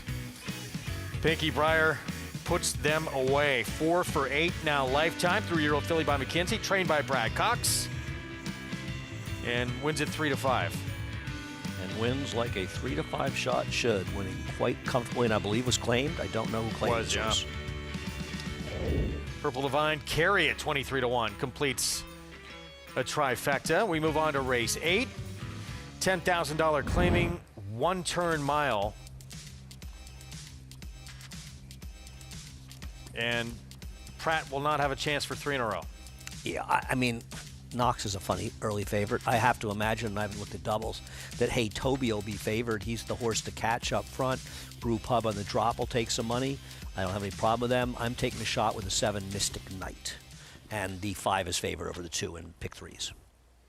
Yesterday at Oaklawn, Grade 3 Essex Handicap. No question the horse to beat was this 7-year-old. He looked sensational.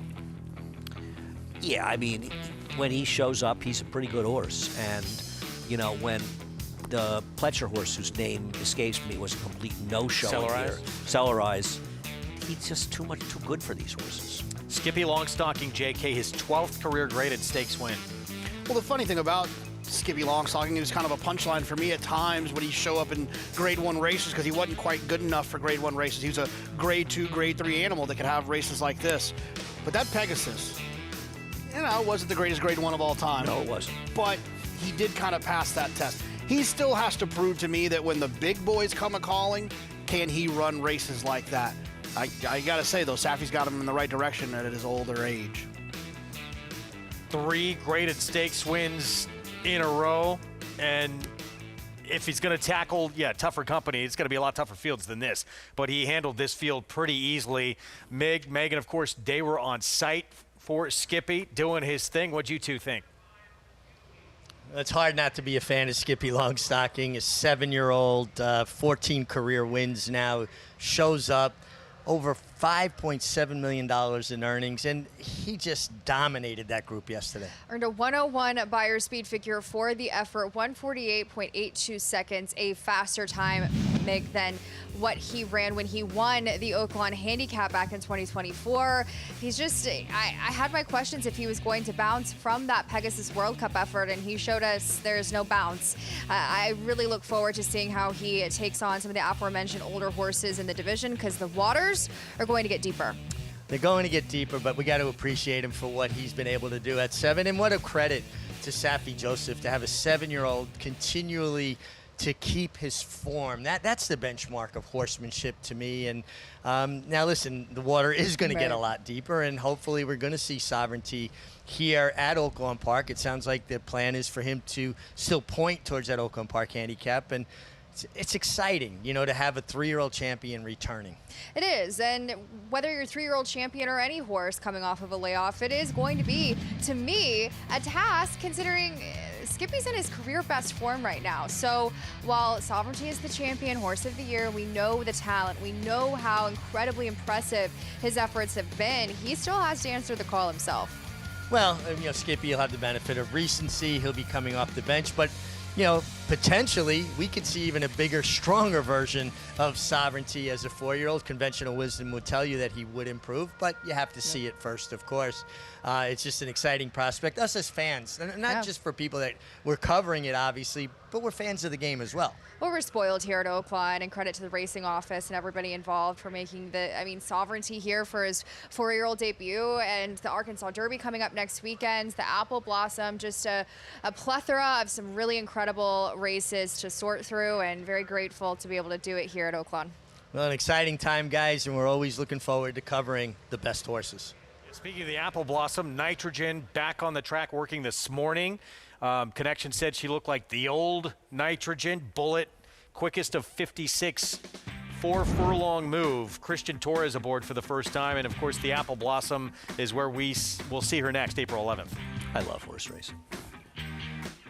April 18th, Sovereignty's return, the reigning horse of the year in his first start back of 2026, JK. Yeah, it's going to be exciting. I mean, you talk about Nitrogen, you talk about Sovereignty, you talk about the good horses that we saw last year that gave us a lot of thrills and big races. Being able to develop a following and a relationship with those horses, it always makes racing better to be able to see them come back. We talked about Forever 2 Young. years in a row. Yeah, it's awesome. It's awesome. Race 8 from New York. When we come back, we'll have the post parade. Here's Brew Pub, 8-year-old. For the Cantor Machi Barn, Manny Franco will be aboard. Stay with us.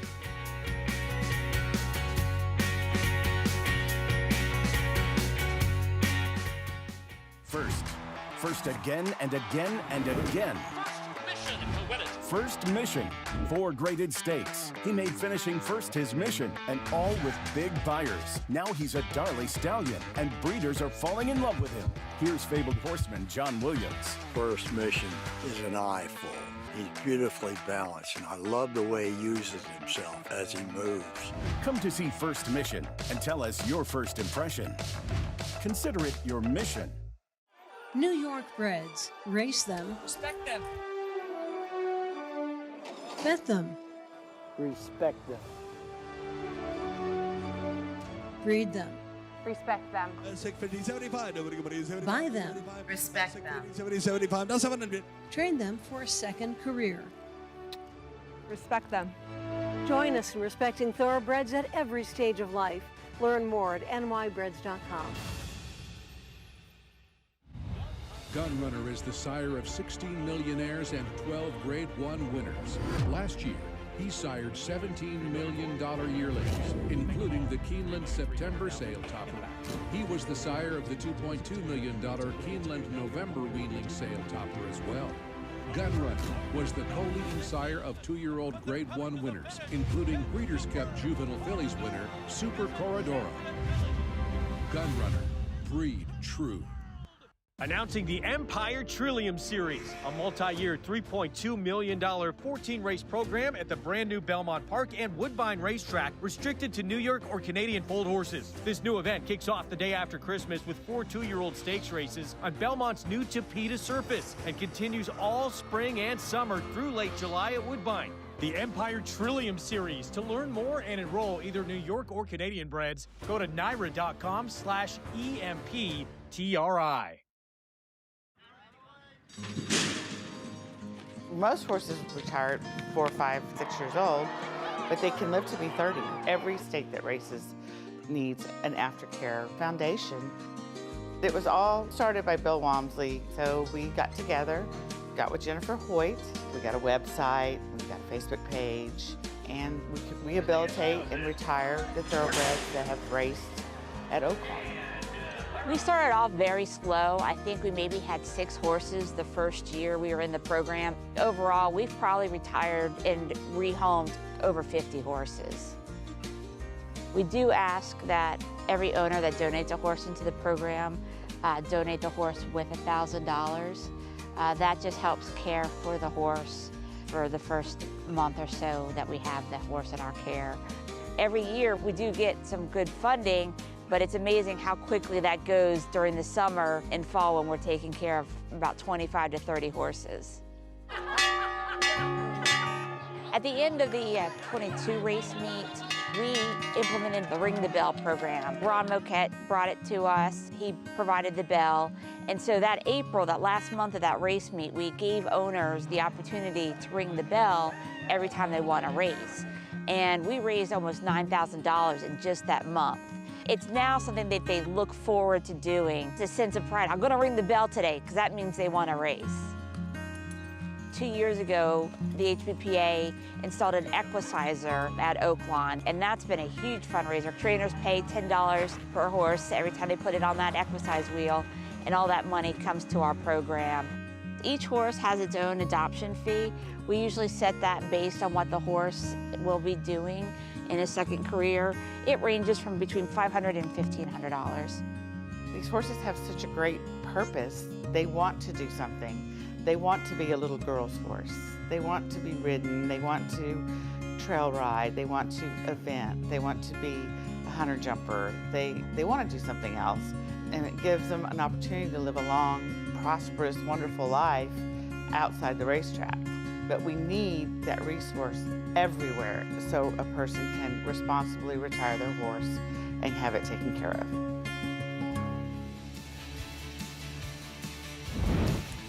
What a great program here at Oaklawn Park to benefit the retired thoroughbreds, these horses that give us so much. This is the brainchild of Ron Moquette. I love it when people win races. They're happy. They want to ring that bell, give back to these horses. And I know, Megan, my life would look quite a bit different without horses in them. I know I owe a debt that I can never repay to horses. Mine as well. I wouldn't be alive if it weren't for my mom finding horses. So thanks, Mom. But we've got a pretty competitive race ahead of us. This $125,000 state bred allowance group that I thought was a very interesting one, Meg. Well, you've got the favorite here, the 2 Caliente Star from the Ron Moquette barn. Was second last time, beaten nearly 12 lengths, but by Hall and Ice. Hall and Ice, the first Arkansas bred to ever earn $1 million. Yeah, tough foe for any of these to face. She'll take on a stakes company, I believe, in the Matron next week. But this is a solid field. We've got the 5, Lassie My Girl, who is also an Arkansas bred stakes winner coming off the bench for Melton Wilson. And she certainly has races that in her past that would make her very competitive here if she's ready to fire off the bench. If she's ready to fire off the bench is key. Is Caliente Star now in the barn of Ron Moquette, coming from Tammy Hornsby, and she's been running some strong races, has that recency edge, but we'll see if Lassie My Girl, can turn the tables on her. Lassie My Girl gets David Cohen, who had just recently moved his tack here a few years ago, was the leading rider here at Oaklawn Park. He's a guy that has kind of traveled around the country, seemed to be able to do good wherever he's gone. Yeah, David Cohen there, managed by his agent, Penny Fichese, but he's been riding well. I mean, he maybe hasn't, it's still early on in the meet. He hasn't had the most opportunities, but he's really been utilizing them very well and getting aboard a live mount. But the number 2, Caliente Star, to me, I think she looks fantastic and in prime position from 2 sprints to a route, but I also wonder, her route tries for me have left a little bit more to be desired. I wonder if she's just better sprinting. Yeah, but maybe the company kind of mitigates that point. But I guess Lassie, my dear, would be the horse to beat. The big question is that layoff. She hasn't been seen since August, and not the most comprehensive work tab leading into this.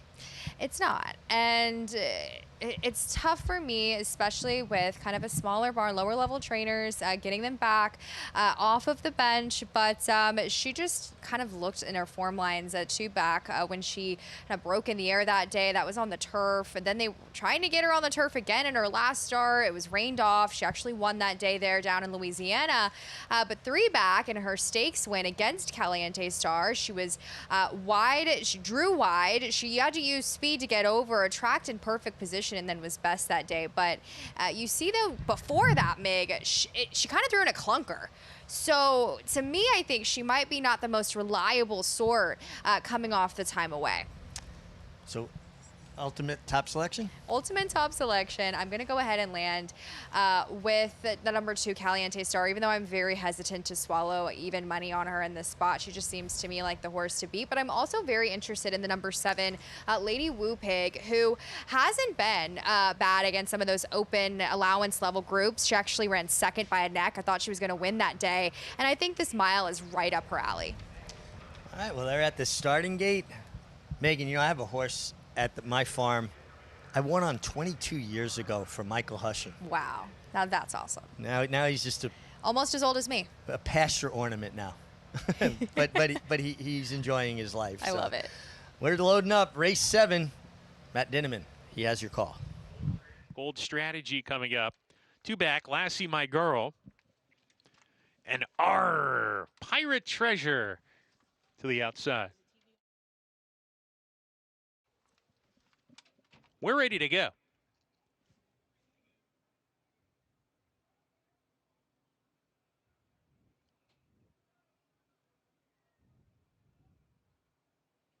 And we're off. Lady Whoop Pig got squeezed at the break, drops to the back. Caliente Star offensive-minded with Lady Astrid. Lassie My Girl not far away on a hold, running in the third. Pirate Treasure, 4 wide and 4 runners now across the track as they corner into the turn. Lassie My Girl the first to blink out of that leading quartet's going to take back to 4th here. Courtney Fay in the meantime joins her. Lady Whoop Pig on a hold right now, 3 off the pace, length clear of Principal Anita, and that leaves Gold Strategy to trail the field. Onto the backstretch, Caliente Star goes off as the even money favorite, leads a neck from Pirate Treasure, who wants to get after that one on restraint right there to the outside. Gap of 2 lengths to Lady Astrid is settled off the pace now. Lassie My Girl nickeled along a little bit outside of her. Length and a half to Lady Whoop Pig, still on a hold with Courtney Fay. Then comes Principal Anita. The Gray Gold Strategy can see them all as they approach the half-mile pole. Remember, this race will end at the 16th pole. Into the turn, Caliente Star, Pirate Treasure alongside. These two together,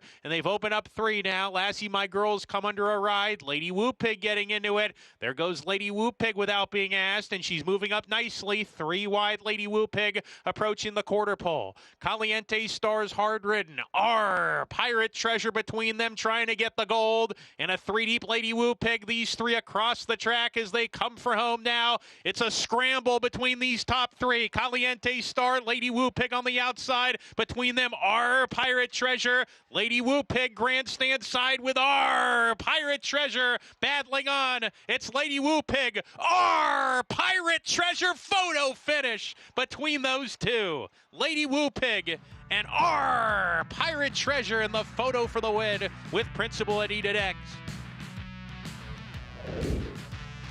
In a tight driving finish here, was it the 7 Lady Whoop Pig or was it the 9 Pirate Treasure? Kind of looks like the 9. Yeah, I think the outside might have got the best. I don't know. That was a late bob there on the inside. I'm not going to even try to attempt to call this one. I'll wait on the photo. Caliente Star, she got comfortable on the lead. Just didn't see it out. Just don't think that the mile is her best. She's better shorter, but Lady Whoop Pig has had, this is the same story with this filly that you'll go 3 back to that open allowance group where she almost got it. The problem with her, she's got some mental issues that preclude her sometimes, and you'll see down the lane in the stretch, she kind of got distracted. She was getting quirky on him. She can be a very difficult mare to ride and handle, but she ran very well. It's just a matter of putting it all together for her. But didn't it look like our Pirate Treasure was kind of almost pulling up a little bit? Her ears were flicking back and forth. And then Keith gave her a pretty good left-handed shot before he switched back to his right hand. She got a lot of that late bob. This is very, very tight. We'll keep their just where their noses are. I believe they put the 9 up for the win here. I believe it's 9-7 from what I can see here behind us on the tote board. Wow, this was, what a good race here. Yep, they got it 9-7. So the 9, Pirate Treasure, got the best of that bob, all on the inside. Eric Asmussen riding so well for his father, Steve Asmussen, who's having a great meet, very exciting race, and he got the best of a bob there, guys. I didn't realize Tom Durkin came out of retirement. Yeah, Matt actually has to give $100 to Durkin, so I'm going to tell Tom to give Matt a call. He's got some rights fees. Back to New York. A 1-turn mile in this $10,000 claiming race as we get a look at Prince of Joy. Brew Pub still the favorite. Manny Franco for the Cantermachi barn from the inside. He is a logical horse dropping in this race, but he's also a horse that rarely wins.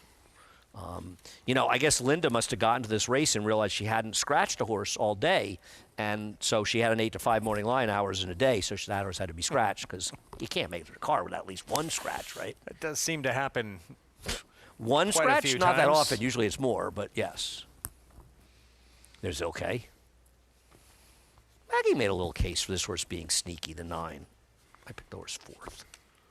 Texas Red Hot. So we'll start with the favorite. So Manny Franco on Brew Pub, and we'll drop from 25 to 10. Yeah, and it's cutting back from the 9 furlongs as well. Had some wins around 1 turn for Ilkay previously when he had him. Your nickname.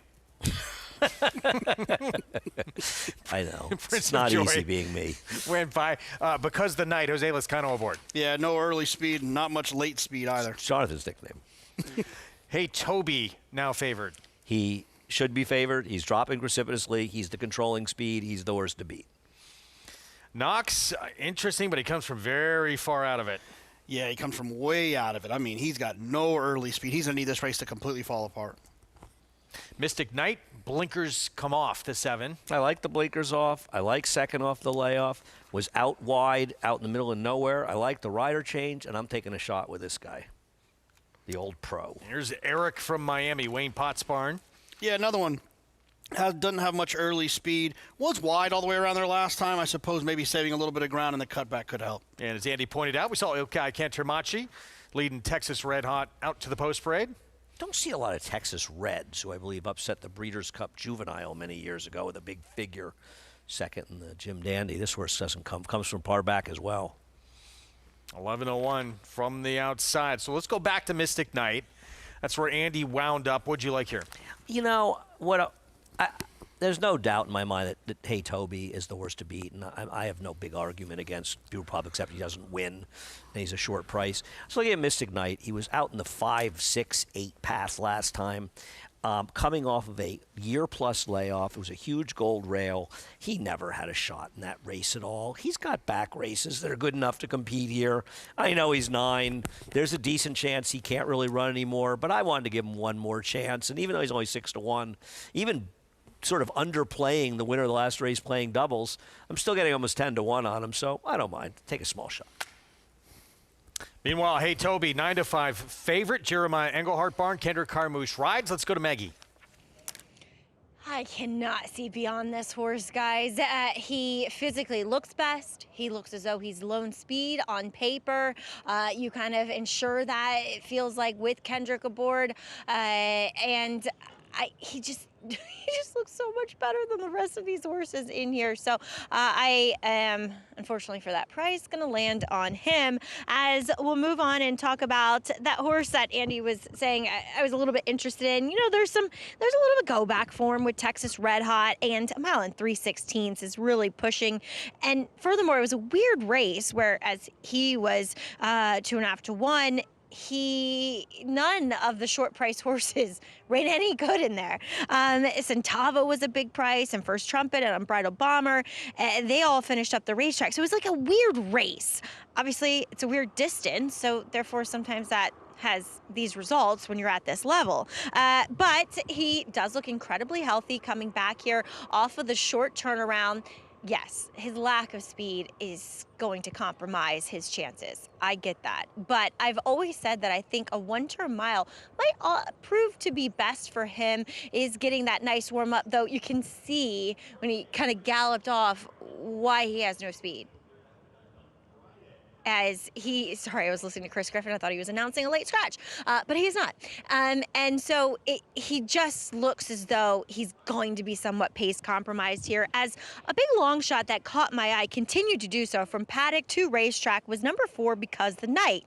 And he does get a rider change to Jose Lezcano, and that is a considerable rider upgrade. His recent form is terrible. I totally get that. But I love the way that he warmed up, arguably moving better than, not as good as your favorite, but really well here, incredibly well turned out here for Marcelo Arenas. So I think maybe at a massive, massive number, he's a fringe player, Greg, that could get a piece of this. Massive number, he's that. 30-1 right now. Because the Night, Jose Lezcano picks up the mount, which in itself is a little interesting. Jose jumping on a 30-1 shot morning line. Yeah, I guess. Maybe he's just doing someone a favor here, because it seems like a favor, but he's a good rider. So we'll see. And actually, for the first time ever, Mitch Levitas, our director, actually provided some useful information that Bruce Springsteen wrote Because of the Night. Really? I thought it was Patti Smith. Yeah. But then he criticized 10,000 Maniacs, and so I'm done with him again. Okay. Well, for a moment, you guys were good. Well, you should never knock Natalie. She's the greatest. I love her. Brew Pub stepping in 2-1 with Manny Franco, favorite pretty heavily here. Hey Toby, the 5. And JK, you wound up where? The 2. Yeah, Cantermachi had Brew Pub for 4 starts last year. Ran well in all those starts, all around one turn. He tried the 9 furlongs, cutting back to a distance he knows the horse likes. Chris Griffin with the call. Here's race 8 on this Sunday card.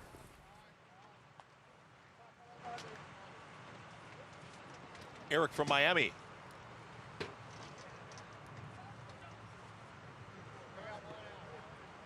Texas Red Hot. All set.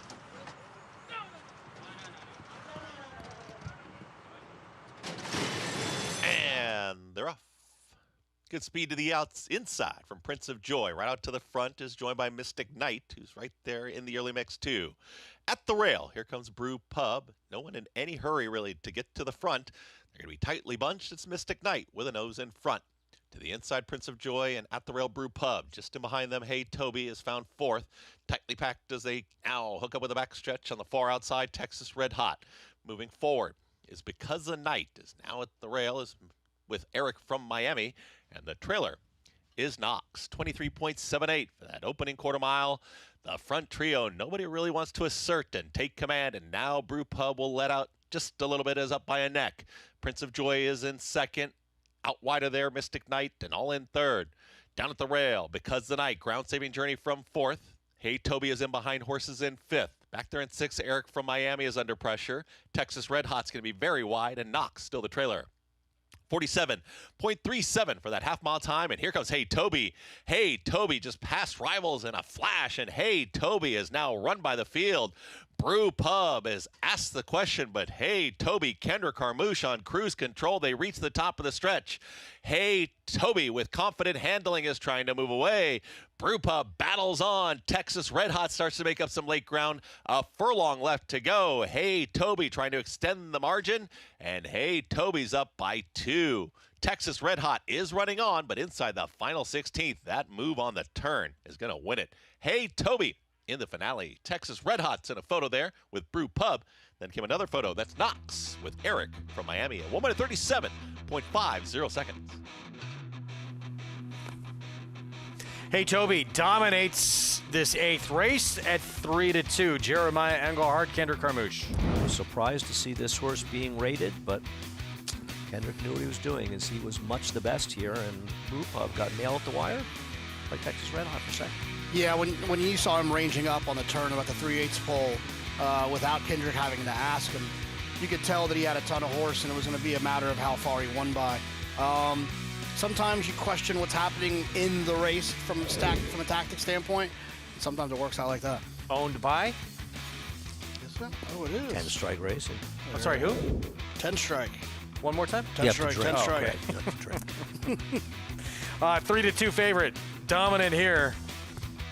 And Hey Toby wins for the 6th time in his career, 6-year-old by Alpha. You're just annoyed because Jonathan was actually behaving himself, and you just couldn't stand that Jonathan was behaving himself over there. You had to bring a 10 strike. You just didn't know. Well, no, don't look so fun innocent for the over fans there. at I know home. exactly It's the what drinking game. Alpha, the father of Hey Toby's claim to fame? He won as in a dead heat in the Travers. Yes. He also won the Woodward. It was an upset. It was a pretty good horse. He also won the Wood Memorial, I think. I think he did.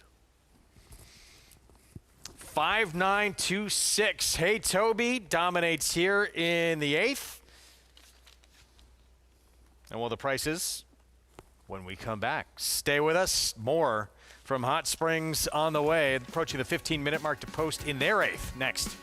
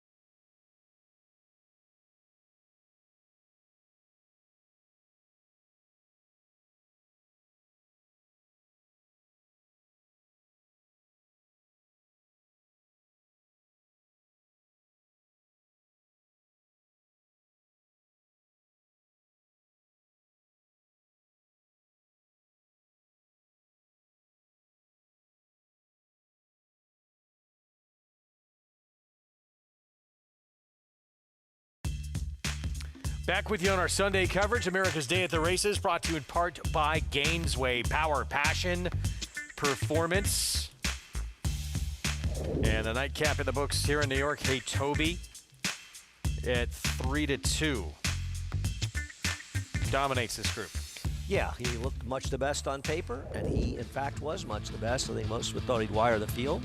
Kendrick rated him. It did not matter. I wonder if he got claimed. No, I didn't hear if he did, but I bet he did. Poor Blue Pup. Couldn't hold off Texas Red Hot. The drama would wound up being for second in here in this 9-horse Texas Red Hot winds up running down Brew Pub for the place money at 9-1. Nice exact. $4. I'm going to leave you guys. I've had enough of you. Particularly this guy. But Andy's you too, weekend Wolfie. begins in about 30 seconds or so. Pick 6, modest, $968. Your takeaway from this weekend? I think we saw a very good horse in emerging market. How it progresses through the year remains to be seen. I think we saw some nice turf horses at Turfway. I think both the horses ran 1-2 are pretty good there. And, we'll see where Pavlovian, the horse ran second. Yeah. That horse ran some race yesterday. And also, Cherie's horse took a step forward in there as well. Yeah. All right, we will see you next week. I look Enjoy the forward rest to of your weekend. I will. Andy going to be leaving us. Me and JK will take you the rest of the way here on our desk. Plenty more coming up from Hot Springs as well. Bob Baffert, Explorer, back for more. Going to have an outside post in the fantasy coming off that grade 3 Honey Bee win. We'll have a preview next.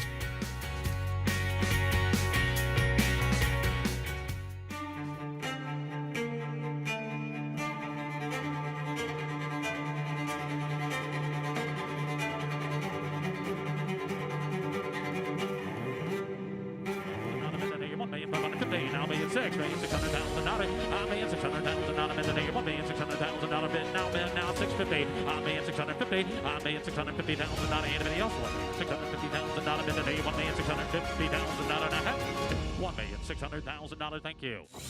You bet with Naira Bets. Bet any track, anywhere, anytime. Download the Naira Bets app to play today and get a $200 deposit bonus.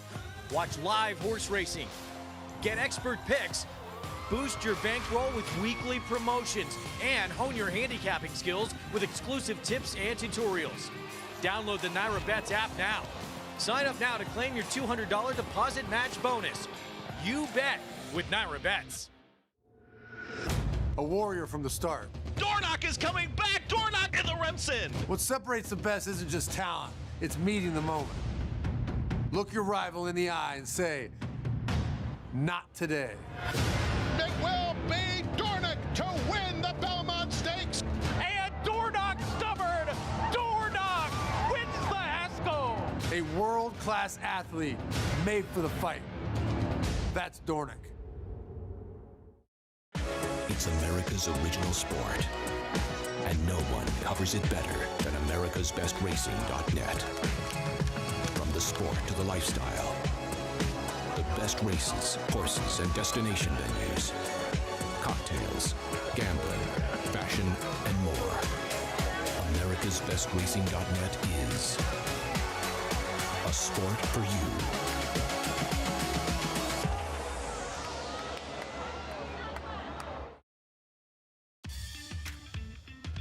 Good to have you with us on our Sunday coverage on Fox Sports 2. America's Day at the Races brought to you in part by the OBS Spring 2-Year-Old Sale, April 14th through 17th at Ocala. We have the feature still to come at Oaklawn. Something's different on this desk. What's going on? Got some more space. Andy's weekend has begun. We'll miss him now. We'll see him next week.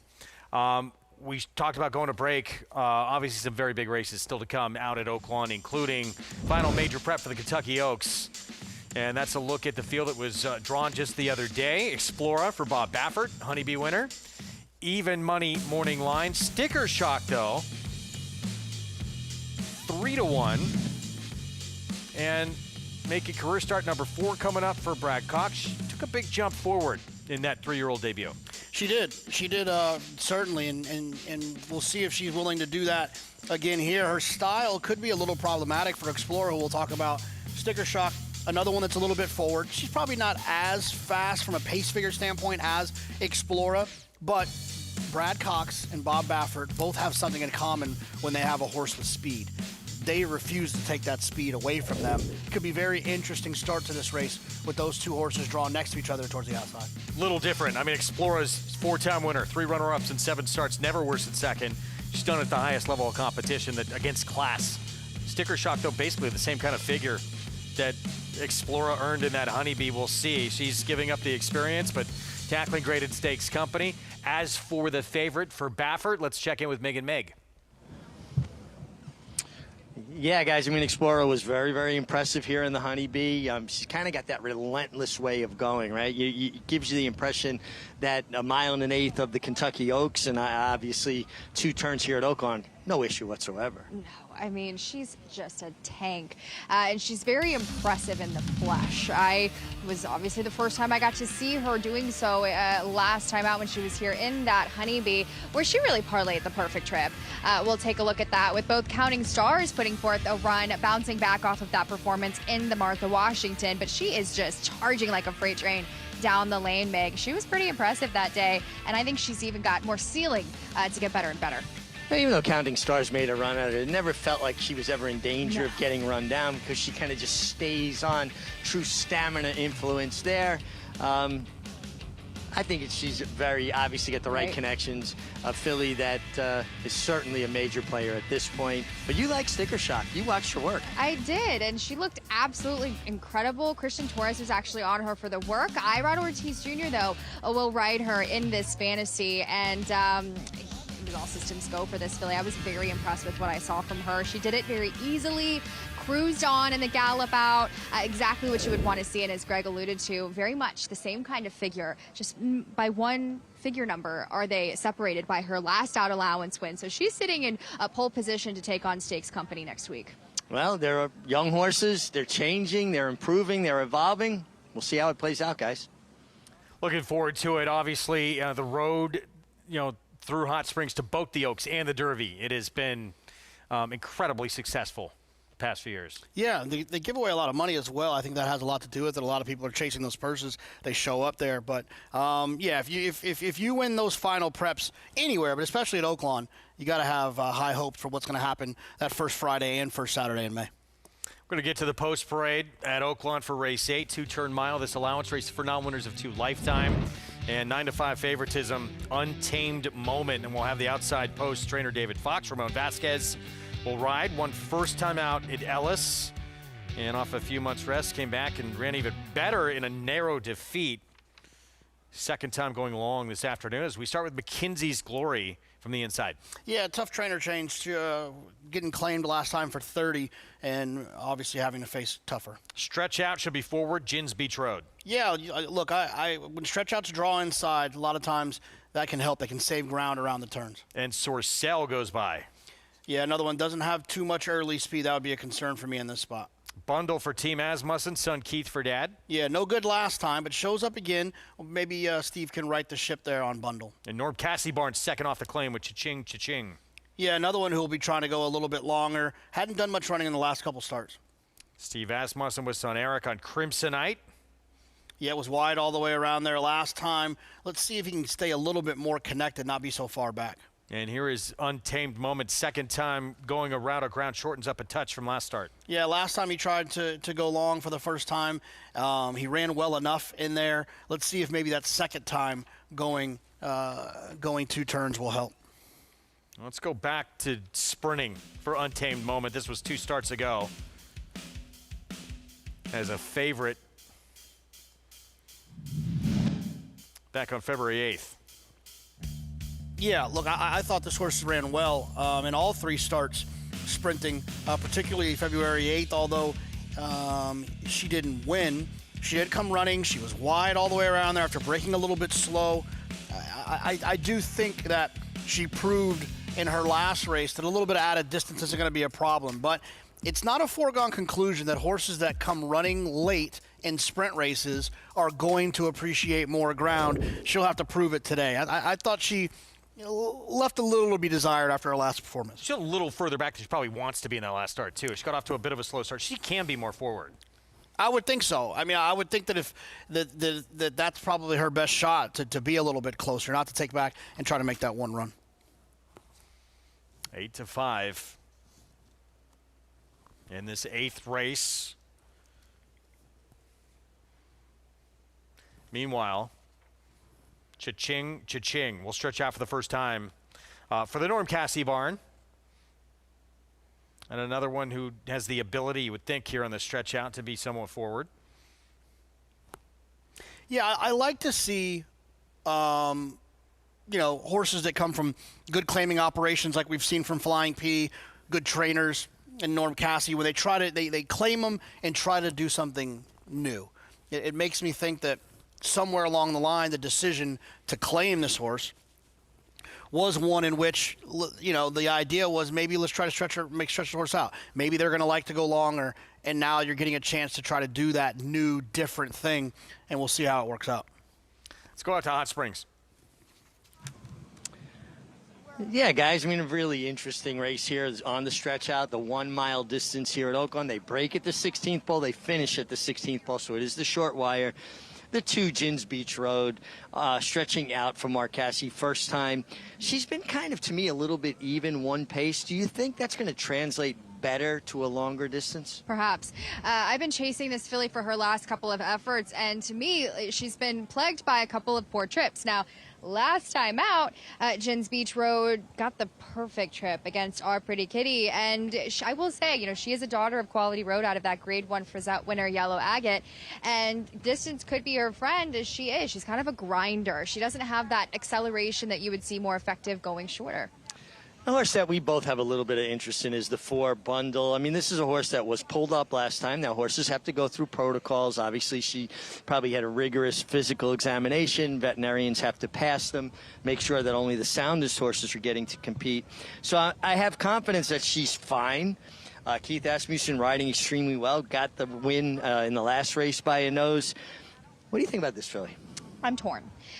Because I did not love what I saw from her physically. As she is kind of a smaller, petite model, a daughter of Volatile, who they spent $1.15 million for, out of that Grade 1 Personal Ensign winner at Love and Pride. Now, I just wonder with her, she is a little bit more petite, as I mentioned, potentially more effective sprinting. And if you go 3 back, you can forgive her for her last, obviously. Then 2 back, she had some trip issues. And I just thought 3 back, she got the perfect trip against the likes of Crimsonite, and she, honestly, it was pretty average group to break her maiden. So I wanna see her prove me wrong in this spot, and I'm looking for her to be a little bit stronger as well.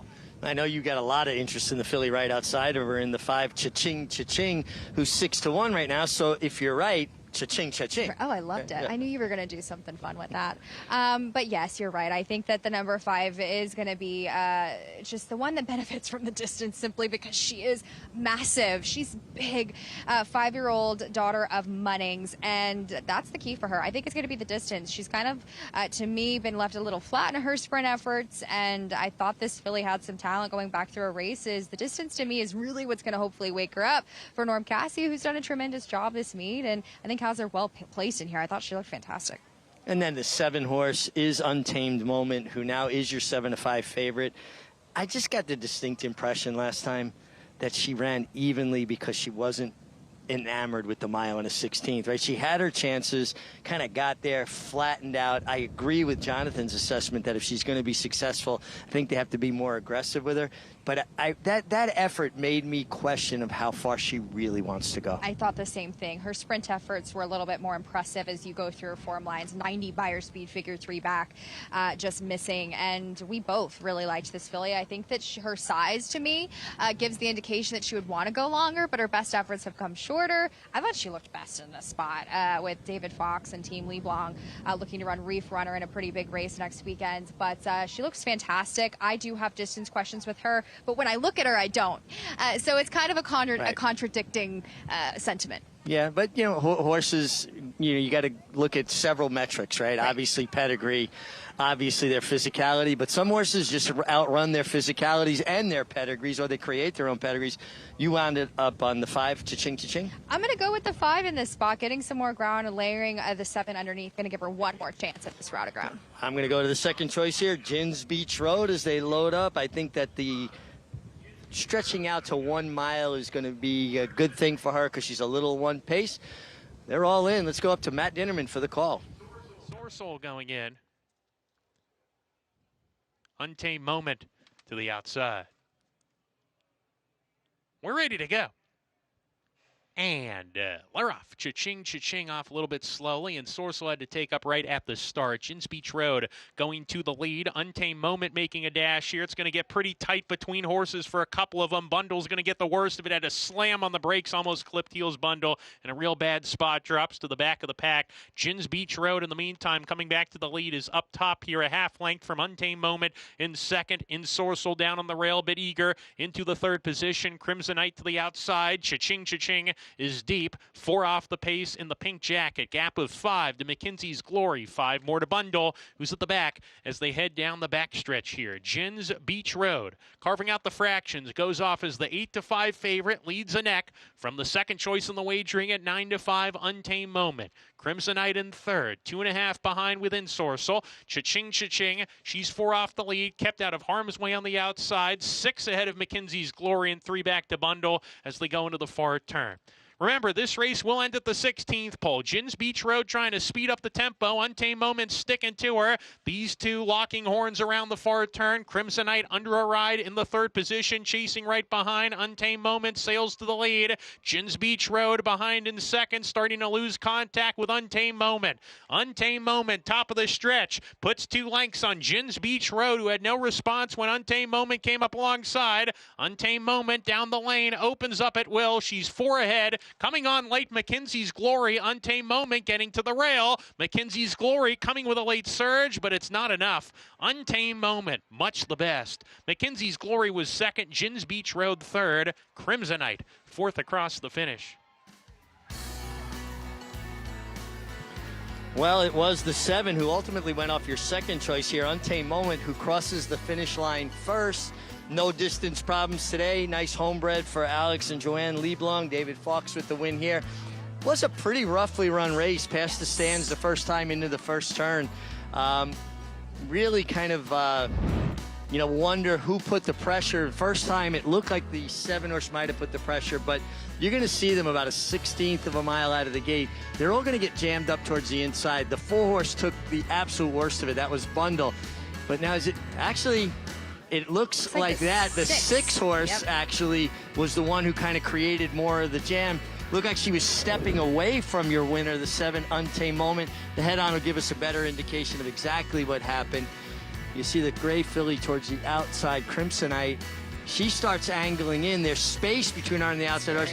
And she's the one who kind of caused the bit of a jam up there. And actually, Eric Eskerson's brother Keith got the worst of that. So thankfully, everybody extricated themselves from some pretty tough, situation going into but no doubt about the winner, Untamed Moment. She was clear of all that, and she just was decidedly best. This was the Untamed Moment that we really thought highly of when she was running that 90 buyer, the 82 buyer last time out. I just find that she got outrun a little bit, outpaced against a really nice horse in Pahojo de Oro that was not in the rear view today.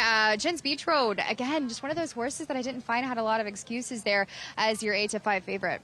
No, I don't think she had any excuse whatsoever. Untamed Moment, a nice rally for second by McKinsey's Glory, but being more aggressive and putting this filly in the game certainly seemed to be what the doctor ordered. 9-5, slide second choice, Untamed Moment, second time on the stretch out with the victory. Ramon Vasquez for David Fox. All these prices when we come back, 22-1 underneath. 7-1-2-6 in race 8. From Oaklawn. We'll have the nightcap when we come back. But Untamed Moment proving she can stretch out and win at this 2-turn mile distance. Still ahead. Big one on the road to that first Saturday in May from Hot Springs. Arkansas Derby and the horse to beat for Todd Pletcher.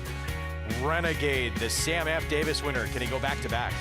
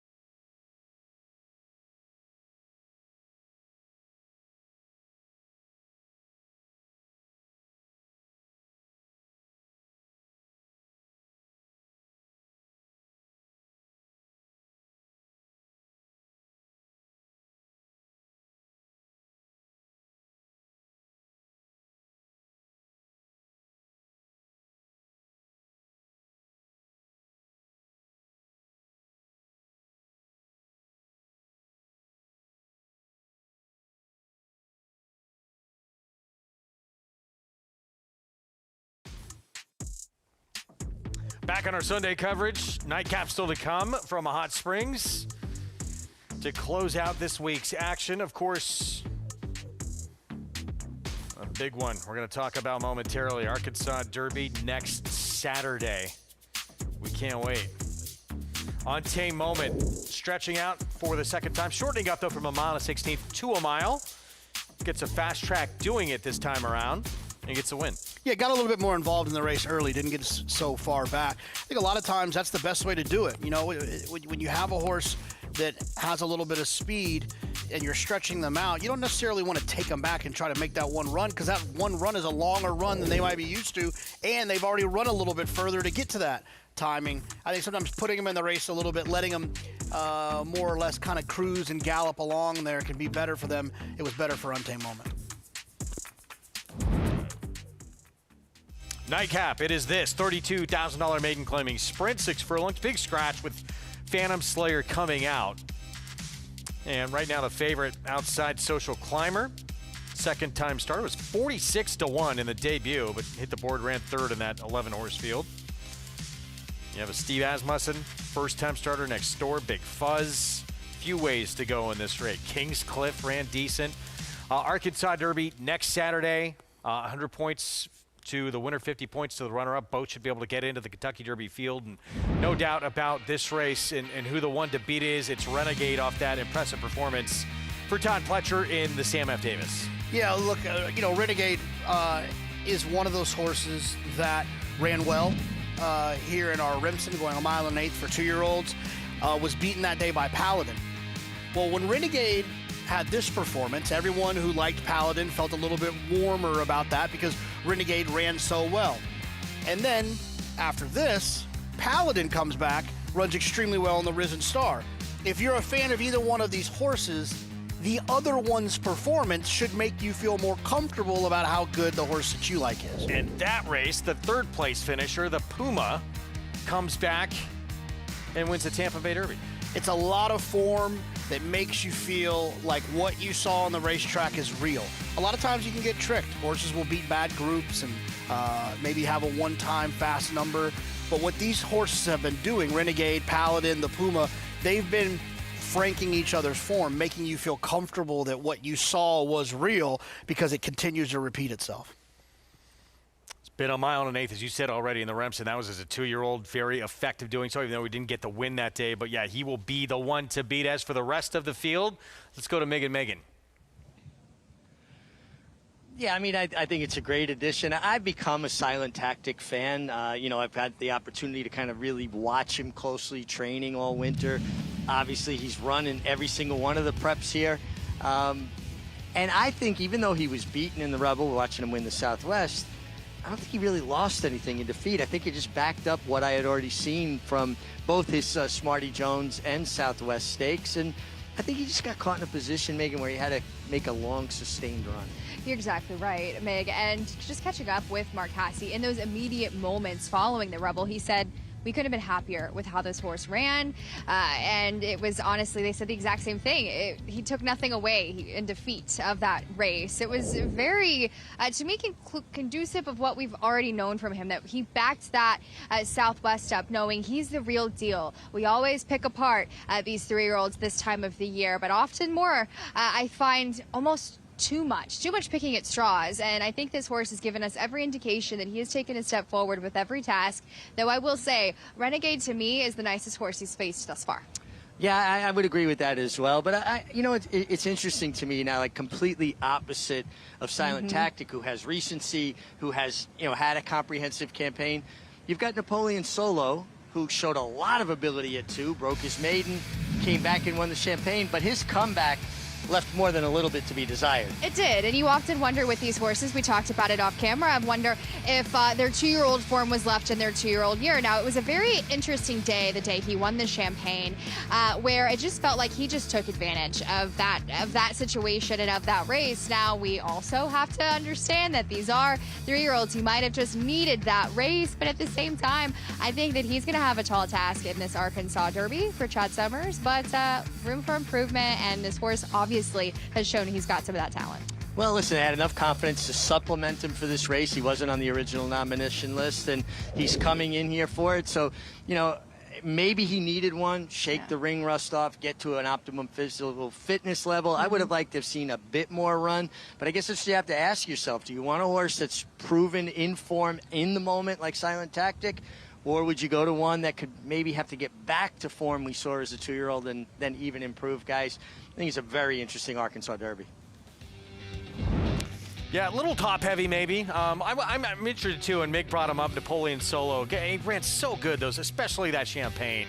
Just, I don't believe he's the horse we saw in that 3-year-old comeback. I believe he's better than that. Well, there's a chance that he's not the horse we saw in the Champagne.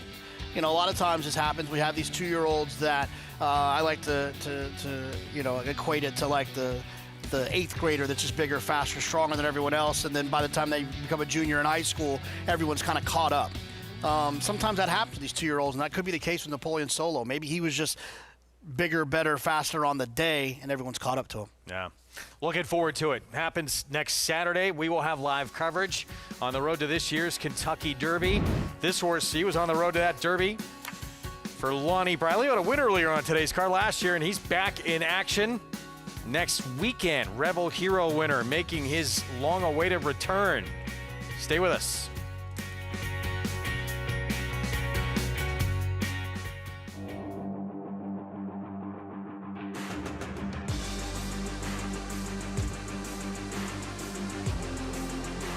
Bright future indeed. Bright future, the son of Curlin to win by 4.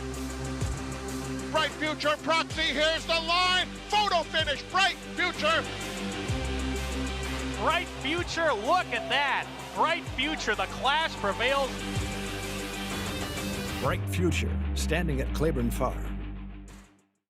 Oaklawn Park next weekend. Friday, join Lafitte Pinkai, Maggie Wolfendale, and team for the Fantasy Stakes at Kentucky Oaks Prep. And then Saturday, the Arkansas Derby, Oaklawn Park's signature prep race to earn a berth to start in the Kentucky Derby. And we're off in the Arkansas Derby. Live from Hot Springs, Arkansas, great racing kicks off Friday, 1:30 Eastern, Saturday, 1 Eastern on FS2.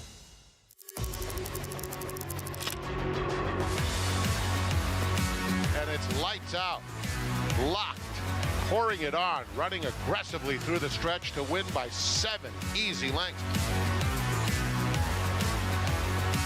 Here is Locked racing by on the outside for the lead. Locked, the wine steward, it is Locked. Here comes Locked after Mulligan. Locked catching with every single stride, and Locked will win the Cigar Mile.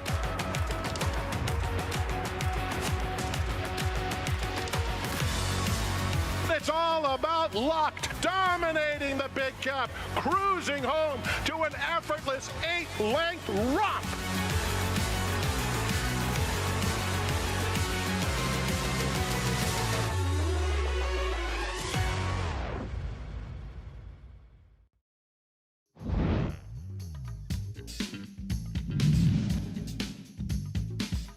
Cole Battle for the Lonnie Briley Barns running a big one. Here comes Cole Battle and Juan Vargas on the outside of Matticat Road, rolling towards the lead. It's Cole Battle narrowly ahead, 16th left for the Rebel Stakes win. He's on top from Matticat Road, and Sandman, who's run out of ground. Cole Battle doesn't in the Rebel. He was one of the great stories on the lead up to the Kentucky Derby on that Triple Crown Trail at Lonnie Briley. This was his 4th win in a row, beating the big boys. The grade 2 Rebel from a barn that most of us hadn't heard a lot about. A lot of fun to see how well he did. There's Lonnie Briley, that wreath around him. 3rd in the Arkansas Derby. He's going to make his return. We haven't seen him since July 5th of last year, Indiana Derby. He comes back on Arkansas Derby Day, race 11. Yeah, it's one of the cool things about the Derby Trail is that you can be a billionaire with $1 million horses and get yourself into the starting gate of the Kentucky Derby. You can also be the opposite of that and have some lower priced horses, like a horse like Cole Battle, and then you get to return to the scene of probably his best day as a racehorse in this Oaklawn Mile. And I know, obviously a starting point. It is not an easy starting point by any stretch. Knew What's New, who was a runner-up in the Razorback behind Magnitude, will be in the race, and former Breeders' Cup Dirt Mile winner Full Serrano will line up against him. Yeah, Full Serrano I actually liked quite a bit in the Pegasus World Cup. He was 3rd that day, beaten by Skippy Longstocking, who came back and ran extremely well yesterday, the Essex. So Full Serrano, it feels like one. Past performances aren't out yet, but he feels like one that could be tough in that spot. Well, Cole Battle, how has he progressed from 3 to 4? We will find out obviously more on Saturday, but how he's looked in the morning. Meg, what do you have for us? Well, I'll kind of hand that off to Megan in a moment because you're out here a lot more than I am, and you've probably had more opportunity to see him. But I will say this, Lonnie Briley, his conditioner, is one of those horsemen that have, in the industry, people have known how great a horseman he is for years. But a lot of times he was a behind-the-scenes guy. Cole Battle kind of brought him to the forefront where people, the outside world, could see what a good horseman he is. And such an incredible gentleman as well. I met him last year when he was on the Kentucky Derby Trail, of course, with this horse, who I think is going to really relish the cutback in distance. As the theme of this race to me is, can the layoff horses battle on against the likes of Knew What's New, who ran a massive race in the Razorback? And Cole Battle, coming off of that 6 furlong drill, as we kind of talked about, it was a stamina-inducing one. And really, I expect Lonnie, who has reported that this horse is doing fantastic and really grown up, especially mentally, which really gives me some positive signals coming into a pretty big test, though. I would expect we'll probably see him continue on. Lonnie likes to do those little 3 furlong blowouts like the week of the race, so we will likely see that, but he's been doing well. And we saw an old school move. He had a 3/4 or 6 furlong workout, albeit a slow workout, but those are those stamina building, stamina inducing workouts. Years ago in New York, we called them the Alan Jerkins miles in the morning. You go the first half in 52 or 53, the second half in 50, and it just puts so much air into a horse. And I like when you see those kind of old school moves. Really good story, and a horse that's never run a bad race at Oaklawn Park. Oh, see what we get next Saturday. That is a difficult group. New What's New seems like, potentially, new face in this older horse division that they could be incredibly talented. Runner-up, obviously, to Magnitude in that Razorback, but maybe the best yet to come still for him. Yeah, absolutely. I mean, he was a horse that if you thought you could beat Magnitude, he was the one you thought you could beat him with. Like I said, I think Full Serrano, who I think was meant to run a little bit better than he did in South Florida in the Pegasus, I think he could be tough in there. He's got that back class, like you mentioned, winning a Breeders' Cup Dirt Mile. Nightcap on this Sunday card. When we come back from a timeout, going to close things out about 12 minutes away from this maiden claiming sprint at 6 furlongs, and there's the current favorite, this 9 Social Climber. Things changed quick in this game. 46-1 on the debut, 2-1 right now.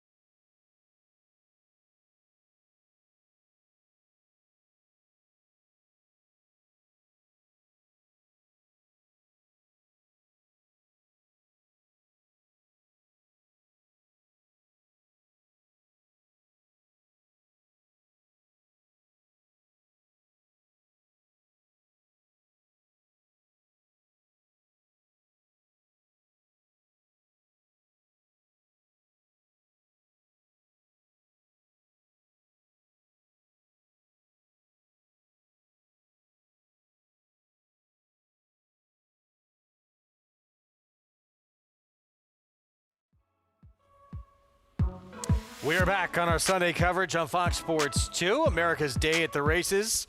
Arkansas Derby, as we talked about, coming up next Saturday. And our favorite game is back. Name that Derby prep winner. We're going to quiz you first. Okay. You ready? I think so. Are you nervous? We'll see. Career record. Won $2.7 million, 12-time winner from 26 career starts. Not bad. Rolling into that Kentucky Derby. Swept the Oaklawn Derby preps, undefeated at Oaklawn. Lawyer Southwest on? Rebel. Wow, done. Next. Good job, JK. Yeah, won the Southwest Rebel and Arkansas Derby. Not to mention the Risen Star prior. But unfortunately, things did not go well for him in the Kentucky Derby. Ran 12th against Barbaro. But he had some huge moments later in his career, too. Super Derby, best was yet to come. Won the Oaklawn Handicap, and then the Whitney and Woodward back-to-back with 117 and 119 Beyer speed figures. Wow. Yeah, he was good. He was good. I remember him coming in undefeated, and I think I picked Barbaro. I did, but I think I used him in exactas and things like that. All right, we're going to test our crew in Hot Springs right now. Name that Derby prep winner. You two ready? Drum roll. Tough act to follow. Jonathan was on He nailed it, didn't he? He did. We need the applause sound effect. All right, career record. 3 wins, 4 runner-ups in 12 starts. Young horse, okay. Career earnings of $1.6 million. Took 6 starts to break maiden at Oaklawn Park. 3rd in the Rebel before winning the Arkansas Derby. Won the Belmont. Creator. Off the board, the Jim Dandy and Travers. Well done, you two. You got it before the final clue came up. And this was... The Belmont was the zinger. A look back to that victory.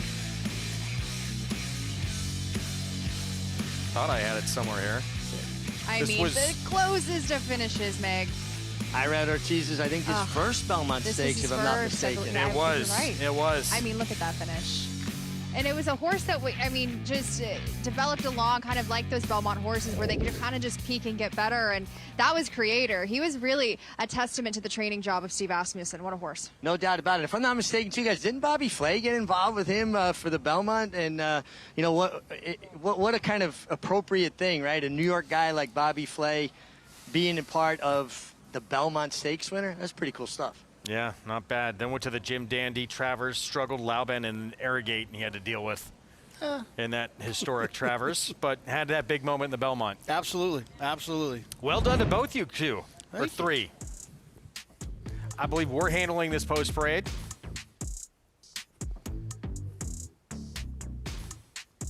And we'll start in a moment with a wild posse. Still a 9 here. Social Climber, the one to beat on the board. There he is. Start number 2 coming up. Rafael Bejarano will be aboard. And here's a wild posse. Blinkers on, start number 3. Didn't run well down on the inside last time. Let's see if this time will be different. King's Cliff just ran second, beat a half length for a similar spot. Has broken a little bit slow. He's been tricky around the gate. Keep an eye on that. Wadi Al-Kuf, Steve Asmussen's son Eric aboard. Yeah, another one without much early speed, but might appreciate the class relief. It comes in from Sam Houston, Remington, Horseshoe Indy. Miss You Mo, Rudolph Brissett. Just hasn't done much running in the first 2 starts. Into Battle, 16-1 here for Norm Cassie. Yeah, took a little bit of money last time, but didn't do much running. Actually stepping up in class, that one.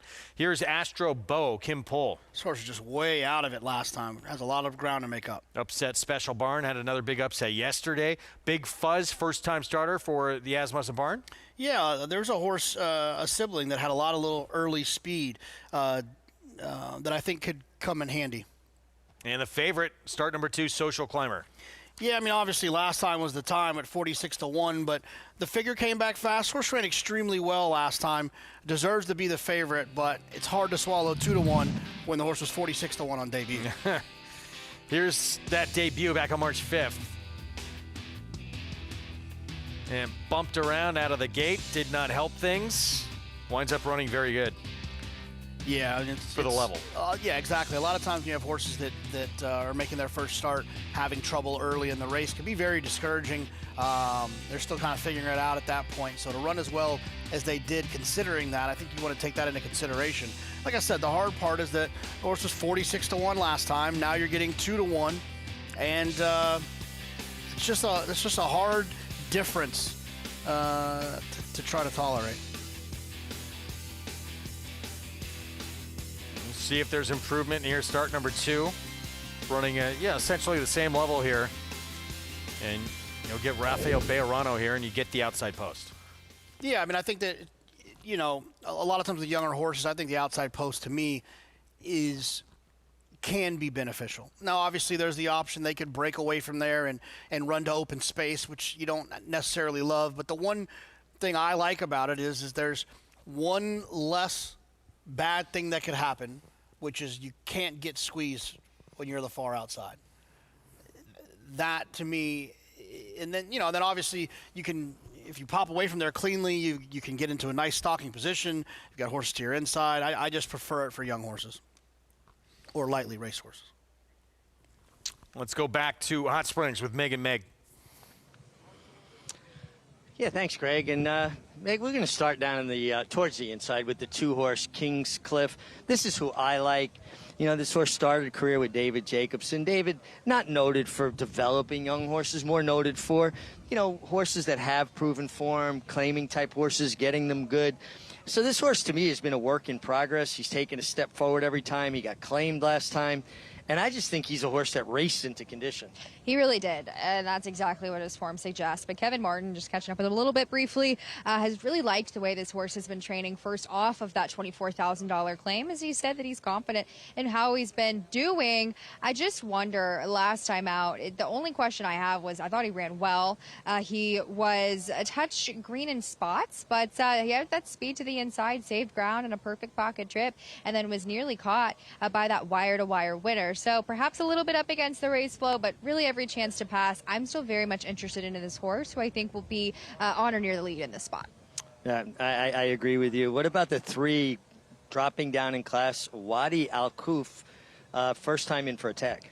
I think this horse is incredibly interesting, fetching a very fair price at 9-1, dropping in tag, albeit from a Houston maiden special, where I just think this horse was outrun at 5.5. That's a tough trip to negotiate, especially when you're coming as far back as he was. I like the 6 furlongs for this horse, and not much pedigree, hoping for him to be a little bit sharper with Eric Asmussen aboard, but I thought the price was very enticing. But I also thought this was an incredibly wide open race, Mig. I agree with you. Like I said, I landed on the 2 just because I thought this horse kind of raced into condition. The 6 horse, Into Battle, don't confuse him with Coal Battle, but right. Into Battle. Horse is taking money here at 9-2. Yeah, hasn't done much running to me, though. I think that kind of been bet off of connections in his last few. He was in the barn of Brad Cox, then claimed for $35,000. They dropped him, still didn't respond. As he is 19-1, I actually thought he would take more money with Norm Cassie. Still, he's a notable name that gets bet here at Oaklawn. But last time out, I will say this. He was wide chasing and running into the turn, hopefully fading. So hopefully he'll get the chance to save a little bit more ground, because he was just running wide the entire way around the racetrack last time out. Not the ideal kind of trip. The 9-horse Social Climber really pointed himself out with that nice effort on debut for Maiden 30. Didn't take any money, so maybe it surprised the connections as well. It surprised me that he didn't take money last out, simply because of how good he looked to me as an upstart individual. I think they're pretty flashy. Honestly, they've got some leg to them. I think this horse is probably a little bit better with a touch more ground, but that was a very solid debut effort, particularly for a barn that's not known for their first-time starters. Galloped out well ahead in front after taking some bumps, but shuffled at the break, coming from off the pace. He was kind of running past tired horses on the lead, and then all of a sudden he just really galloped out well, which really encouraged me. I'd agree, though, with JK. It's really tough to take 2-1, 3-2 now. Wow.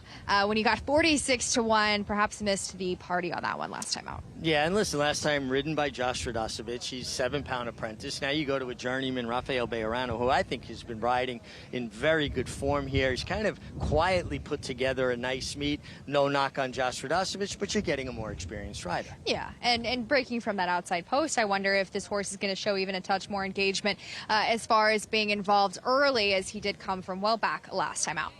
So, your top selection? A top selection. I'm not copying you, Meg. I like the 2 as well. All right, well, we're both on the 2-horse here, making his first start out of the David Jacobson barn, King's Cliff.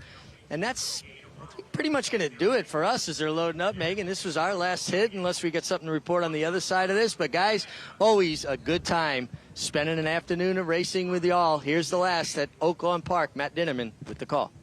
You back, Miss You Mo, and Social Climber. Social Climber to the outside post. Live racing resumes Thursday. We'll see you then. But for now, enjoy this finale. We're ready to go. And we're off in the finale.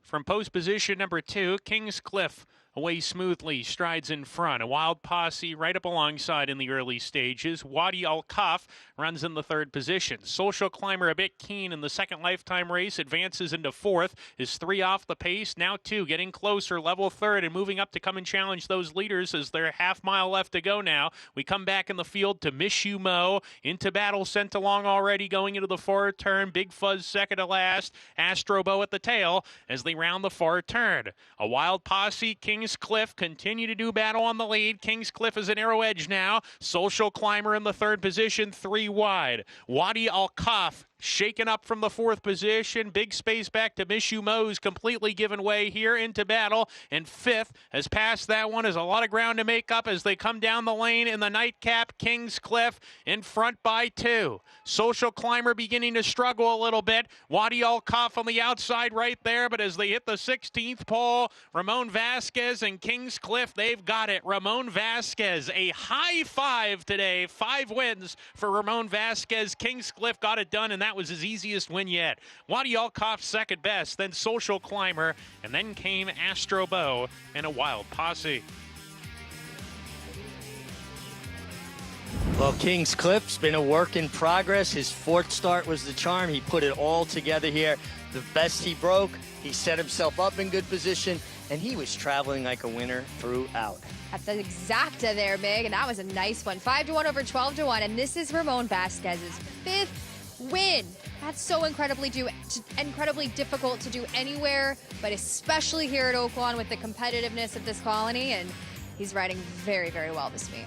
He's done it multiple times now at this meet too. This is I believe his second 5-win day. Kingscliff gets it done. Wadi Al-Kaf, horse you were interested, rounded out a nice exactor at 12-1.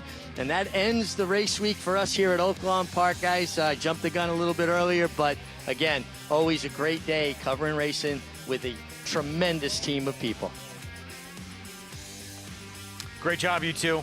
And looking forward to the week to come. It's going to be a lot of fun with the fantasy. We talked about Coal Battle coming back, full Serrano, and of course the big one with the Arkansas Derby. Yeah, I mean, you know, this weekend was the starting point of those, what I like to call like the serious preps. The ones that you can actually start formulating some opinions, you know, with those mile and an eighth and beyond races, mile and 3/16 of the Louisiana Derby. So the Arkansas Derby, obviously can't wait to see that. Then you're going to have Bluegrass, you know, all these things coming up. The Wood Memorial, the Florida Derby, all of it coming up over the next couple of weeks, and you'll have a much clearer picture for what this Kentucky Derby is going to look like. We're going to take a timeout. We'll be back. Kingscliff, huge day. Ramon Vasquez, 5 on this Sunday card, teaming up here with the barn of Kevin Martin to take this nightcap. Prices when we come back.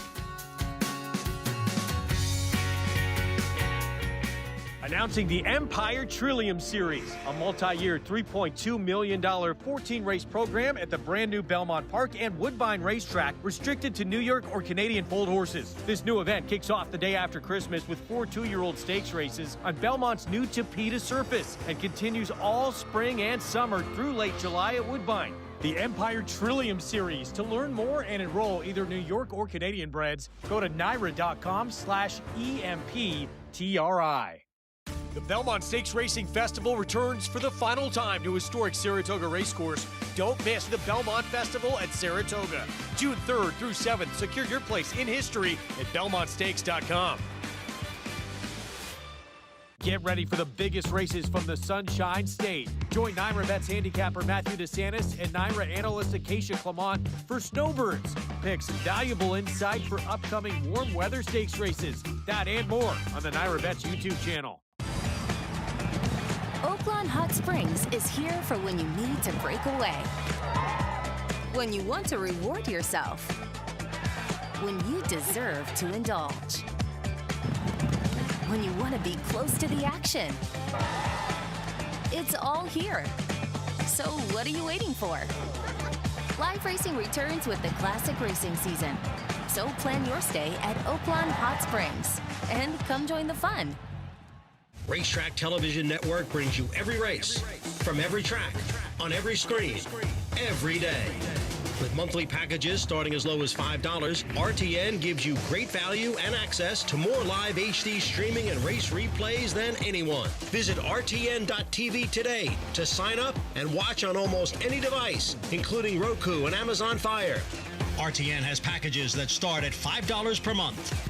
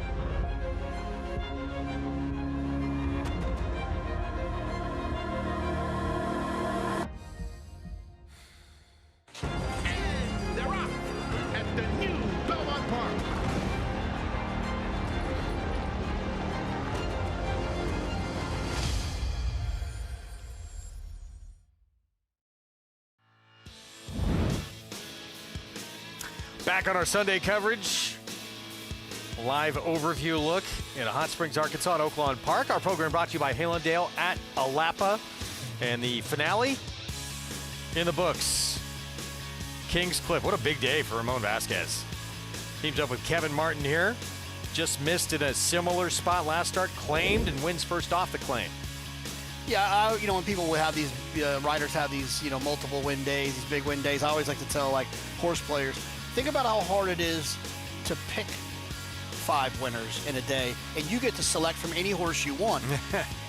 They're determined on when they wake up, who they have to ride, and to find a way to win 5 times is pretty impressive. Well done, Ramon Vasquez. Kings Cliff start number 4, first career win, $12.80 for the victory. Healthy pick 4, over $644. Turn the page. $3,761 for the pick 5. Not bad.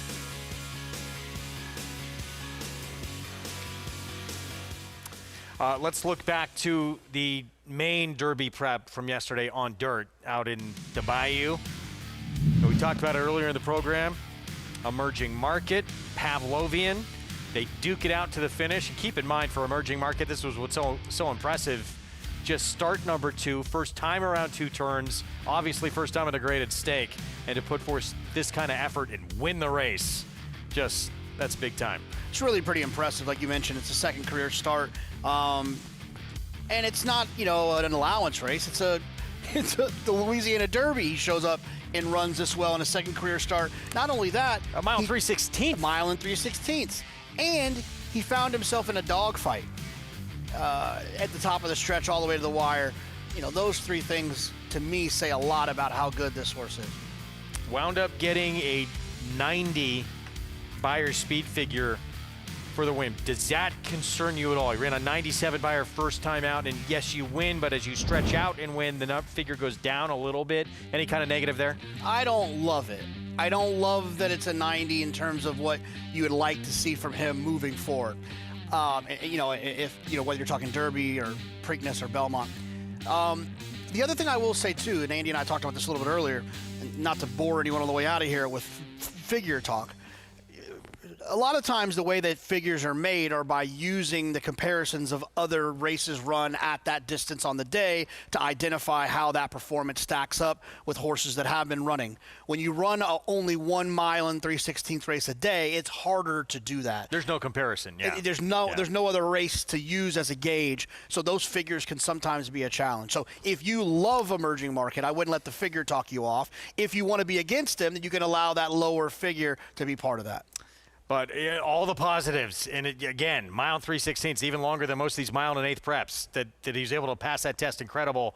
But forget that it was just his second start of his career as well. And I'll be asking a lot going to the Kentucky Derby at a 1.25 miles, start number 3. But these connections, too, have a history of, with a horse like this, waiting, passing on the Kentucky Derby, and going to the Preakness instead.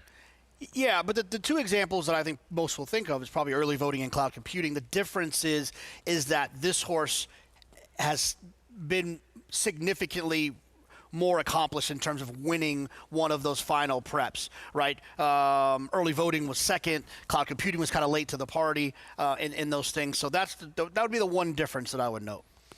See what they ultimately decide. You look, Pavlovian, too, ran a huge race in defeat. Couple of wherever they wind up.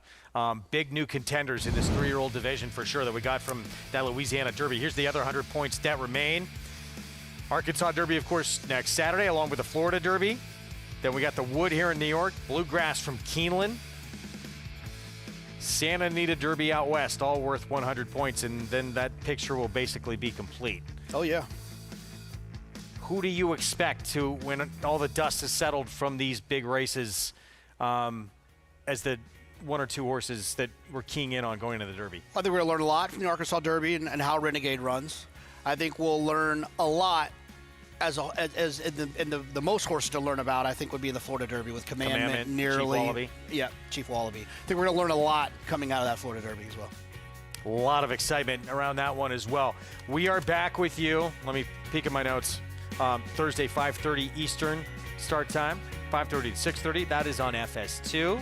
We will see you then. It's Arkansas Derby week. When you rejoin us, do not miss it. Next Saturday from Hot Springs. Renegade, he'll be the one to beat. Sam F. Davis winner, shipping out of Florida, heading to the Midwest for Todd Pletcher and company. He's won it 5 times before. Silent Tactic will have competed in all 4 legs of that Hot Springs Series to the Derby. Southwest winner, runner-up of the Rebel. Napoleon Solo, former Grade 1 winner of the Champagne. Can he bounce back in his second start of his 3-year-old campaign?